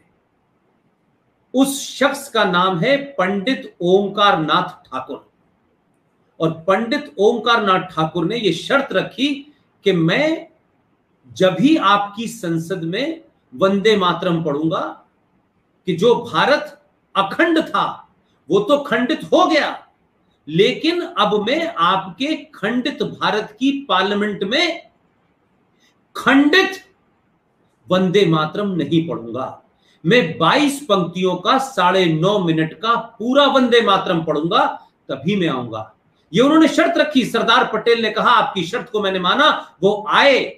भारत आजाद हुआ या नहीं, भारत आजाद के बाद जो भी काम हुआ वो भारत राष्ट्र का और भारत राज्य का माना जाएगा। उससे पहले किसने किसके साथ क्या समझौता किया था नहीं किया था, उसको सब अमान्य हो गए। आजादी के बाद जो नियम बना, आजादी के बाद संविधान बना, वो मान्य है, अच्छा हो बुरा हो। आप यकीन मानिए वो आए, उन्होंने पूरा अपना वंदे मातरम पढ़ा। पूरे देश में लोग बैठे हुए थे। मिस्टर लारी मुस्लिम लीग का जो एमपी था वो भी बैठा हुआ था, खलीकुज्जमा भी बैठा हुआ था। सबने ऑब्जेक्शन का सब चले गए। लेकिन मैं ये कहता हूं कि क्या आज भारत के लोगों को ये सवाल नहीं उठाना चाहिए कि 1947 में किन दो लोगों के बीच में क्या समझौता हुआ, लेकिन आजाद भारत की संसद में आजादी की घोषणा के बाद अगर वंदे मातरम पूरा पढ़ा गया था तो फिर आज उसे अधूरा क्यों पढ़ा जाता है। ये किताब पढ़ने के बाद मुझे ये चीज पता चली कि इतने ऐसे बड़े लोग थे कि उन्होंने ये नहीं कहा कि हमें राज्यसभा की टिकट चाहिए, हमें ये उन्होंने कहा इस शर्त पे, और उनकी शर्त मानी गई। तो क्या वंदे मातरम आजाद भारत में जो पढ़ा गया था, भारत की संसद में पढ़ा गया था, वही लागू होना चाहिए, या 1937 में दो मक्कारों के बीच में कोई समझौता हुआ वो भारत पे कैसे मान्य हो सकता है। आजाद भारत के सारे समझौते 47 से पहले जो भी हुए वो अमान्य है, 47 के बाद के भारत को हम मानेंगे। तो हमारे लिए वंदे मातरम पूरा पढ़ा गया था, इसलिए देश को आवाज उठानी चाहिए कि हमें ओमकार नाथ पंडित का पढ़ा हुआ वंदे मातरम ही भारत की संसद में सुनना है। सर अब आखिरी 4-5 सवाल हैं, इनको जल्दी जल्दी ले लेते हैं सर, क्योंकि अब हम 2.25 घंटे पे पहुंच रहे हैं। Please help us to create a law against halal so that jhatka becomes a law for non-Muslims wants to eat jhatka. आप खाएंगे झटका तो किसी कानून की जरूरत ही नहीं है, तो आपको डिसाइड करना है। बिल्कुल बिल्कुल बिल्कुल एग्री। नेक्स्ट, चिंतन पटेल, बहुत से राष्ट्रवादियों में सिर्फ आपकी आवाज सरकार के कानों में पहुंचती है। शतम जीवेम शरदा। बहुत अच्छी बात है, आपका बहुत बहुत धन्यवाद। ये अच्छा हुआ मुझे बता दिया कि सरकार के कानों में पहुंच रही है, मुझे पता ही नहीं। रवि जी कह रहे हैं thank you so much for the real education you are providing us. मेरे और मेरे फैमिली के आंखें खुल गए। ये तो उपलब्धि है हमारी, ऐसा हुआ तो बिल्कुल। पुष्पेंद्र जी को धन्यवाद। Now we are on a mission to educate our group. बस यही जज्बा चाहिए। प्रवीण जी कह रहे हैं thank you Pushpendra ji and Sanjay ji. आपको भी बहुत बहुत धन्यवाद। अब इतनी रात गए, अब आप 3 घंटे से प्रोग्राम चल रहा है और आप देख रहे हैं, आपका भी जज्बा है। Rahul Sharma ji, your thoughts on Tahir Gora doing a great job in Canada. Yes, he is doing a great job in Canada, there is no doubt. और ये अंतिम प्रश्न है, sir please don't take Bhim army lightly. They are taking Dalits away from Hinduism in very large numbers in Punjab, also act against communists। इसके बारे में चर्चा हो चुकी है और बिल्कुल हम बिल्कुल लाइटली नहीं ले रहे हैं। और एक प्रश्न और आ गया, डीपीएस जादौन, ये कह रहे हैं आम व्यवहार में शिया मॉडरेट लिबरल दिखाई पड़ते हैं, लेकिन जिन्ना वो ओवैसी को देख भ्रम टूटता है। भाई ओवैसी सुन्नी है, उसको शिया समझने की गलती मत कर लेना। क्या कोई मुस्लिम लिबरल हो सकता है, फिर आम 72 तरीके के। इस पे मेरा बड़ा झगड़ा हुआ था लोगों से, फिर मैंने उनको दिखाया कि देखो भाई ये नमाज कैसे पढ़ता है। हमारे लोगों को ये तक नहीं पता कि शिया नमाज सुन्नी नमाज अलग होती है, शिया कलमा सुन्नी कलमा अलग होता है, और उनका वली अलग होता है, और सब चीज़ें अलग होती हैं, उनकी अजान अलग होती है। ये किसी को ध्यान नहीं है। इसलिए जो भी कहते हैं, ओवैसी साहब बड़े चालाक हैं, उनको कहते हैं आप शिया हैं तो चुप बैठ जाते हैं। लोगों को भ्रम हो जाता है, और जो भी जानता है वो जानता है। खैर, इसी के साथ पुष्पेंद्र जी आपका बहुत बहुत धन्यवाद। आप अभूतपूर्व हैं। 2.25 घंटे तक जिस प्रकार आपने इस धैर्य से सभी के सवालों का जवाब दिया है, हमारा वार्तालाप तो 40 मिनट में समाप्त हो गया था, उसके बाद से 2 घंटे से ऊपर प्रश्नोत्तरी चल रही है। नहीं संजय भाई, इससे इससे सबसे बड़ा यही है कि जो आपके व्यूअर हैं, जो आपके चाहने वाले हैं, उसमें यह है कि देखिए हमारा तो कोई बात नहीं है, हमको तो यही काम कर रहे हैं 24 आवर सब छोड़ने के बाद में। हम तो ये चाहते हैं कि अगर जितने लोग भी आए हैं, अगर उसमें से आधे लोग भी हमारी बात से कन्विंस्ड हैं, तो हम 4 घंटे नहीं 10 घंटे देने को तैयार हैं। हम ये मानते हैं कि मानसिक तौर पे जो हमारे अंदर कंफ्यूजन है, वो जब तक इस नस्ल से बाहर नहीं निकलेगा, एक नहीं हजारों हजारों लाखों संजय दीक्षित, RSN सिंह, GT बख्शी, सुशील पंडित, ललित अंबरदार ये पैदा हो जाएंगे तो संकट चल जाएगा। हम अभी फर्स्ट स्टेज पर हैं, तो रात के 4 भी बजेंगे तब भी मैं इसी शिद्दत के साथ बात करता रहूंगा, क्योंकि इसके अलावा कोई दूसरा एजेंडा ही नहीं है। ये कोई पार्ट टाइम नेशनलिज्म नहीं है। इसलिए मुझे लगता है कि मेरे कारण हो सकता है कि घर में थोड़ा सा दाएं बाएं मामला रहता हो, लेकिन यही मुहिम है, यही करेंगे, और कोई एजेंडा है ही नहीं हमारा। इसलिए लोगों को अवेयर करना, लोगों को समझा देना, लोगों को बता देना, ये बड़ी उपलब्धि है। और अगर लोग सुनते हैं, देख रहे हैं जिस तरीके के लोगों के कमेंट है संजय भाई, मैं तो आपका शुक्रगुजार हूं कि आपने मुझे मौका दिया। और मैं आज थोड़ा इसलिए भी परेशान था कि इससे पहले कई बार मैं लोगों के प्रोग्राम में आया, लेकिन आपके प्रोग्राम में तो आने से पहले मुझे लग रहा था कि जैसे कोई मुझे आज ओपनिंग करनी है IPL के अंदर सुबह, और अगर मैं आउट हो गया तो बड़ा दिक्कत हो जाएगी, और लोग जने क्या क्या पूछेंगे और क्या क्या कहेंगे। कोई पुर्तगाल से मैसेज दे रहा है, कोई लंदन से मैसेज दे रहा है, कोई US से, कोई, तो मुझे लगता था पता नहीं आज बहुत जबरदस्त किस्म की एक ऑडियंस होने वाली है। लेकिन I am grateful, the audience was so enlightened, they were full of knowledge and they appreciated also. I am really grateful to you and your team और टू टेक्निकल टीम कि मेरी वजह से 1 बजे तक बेचारे वो बैठे हुए हैं। लिहाजा वंस अगेन आप इस मुहिम को चलाए रखें। संजय भाई, मेरे अलावा जो लोग भी हों, चाहे वो RSN हो या GT हो, आपको जब भी मेरी तरफ से कुछ ऐसा लगता हो, मेरी तरफ से कुछ आपको हो, मेरे साथियों से होता हो, रात के 2 बजे भी आप फोन करेंगे तो मैं आपको वो कोशिश करूंगा कि आप और अच्छे और बेहतरीन, मुझसे बेहतर लोगों को बुलाएं, और इस तरीके से देश में एक नई ऑडियंस को, नए लोगों को नए विषय पे और तार्किक तरीके से समझाने का मौका दें। मैं आपका धन्यवाद करता हूं, आपकी टीम का धन्यवाद करता हूं। जो लोग जगे हुए हैं उनका खास तौर से, क्योंकि उन्होंने मेरे लिए अपनी थोड़ा 2-3 घंटे नींद है उन्होंने खराब की है, और जो अमेरिका में है उनको यह है कि अच्छी नींद आ जाएगी इसके बाद में, ये मेरा कहना है। बहुत बहुत शुक्रिया, बहुत बहुत धन्यवाद, शुभ रात्रि। और जो लोग बाहर विदेशों में हैं उनको शुभ दिवस। बहुत बहुत धन्यवाद पुष्पेंद्र जी, और आगे भी हम आपको इसी प्रकार निमंत्रण देते रहेंगे। आशा है कि आप हमें लाभान्वित करेंगे। धन्यवाद, बहुत बहुत धन्यवाद। जय हिंद, वंदे मातरम।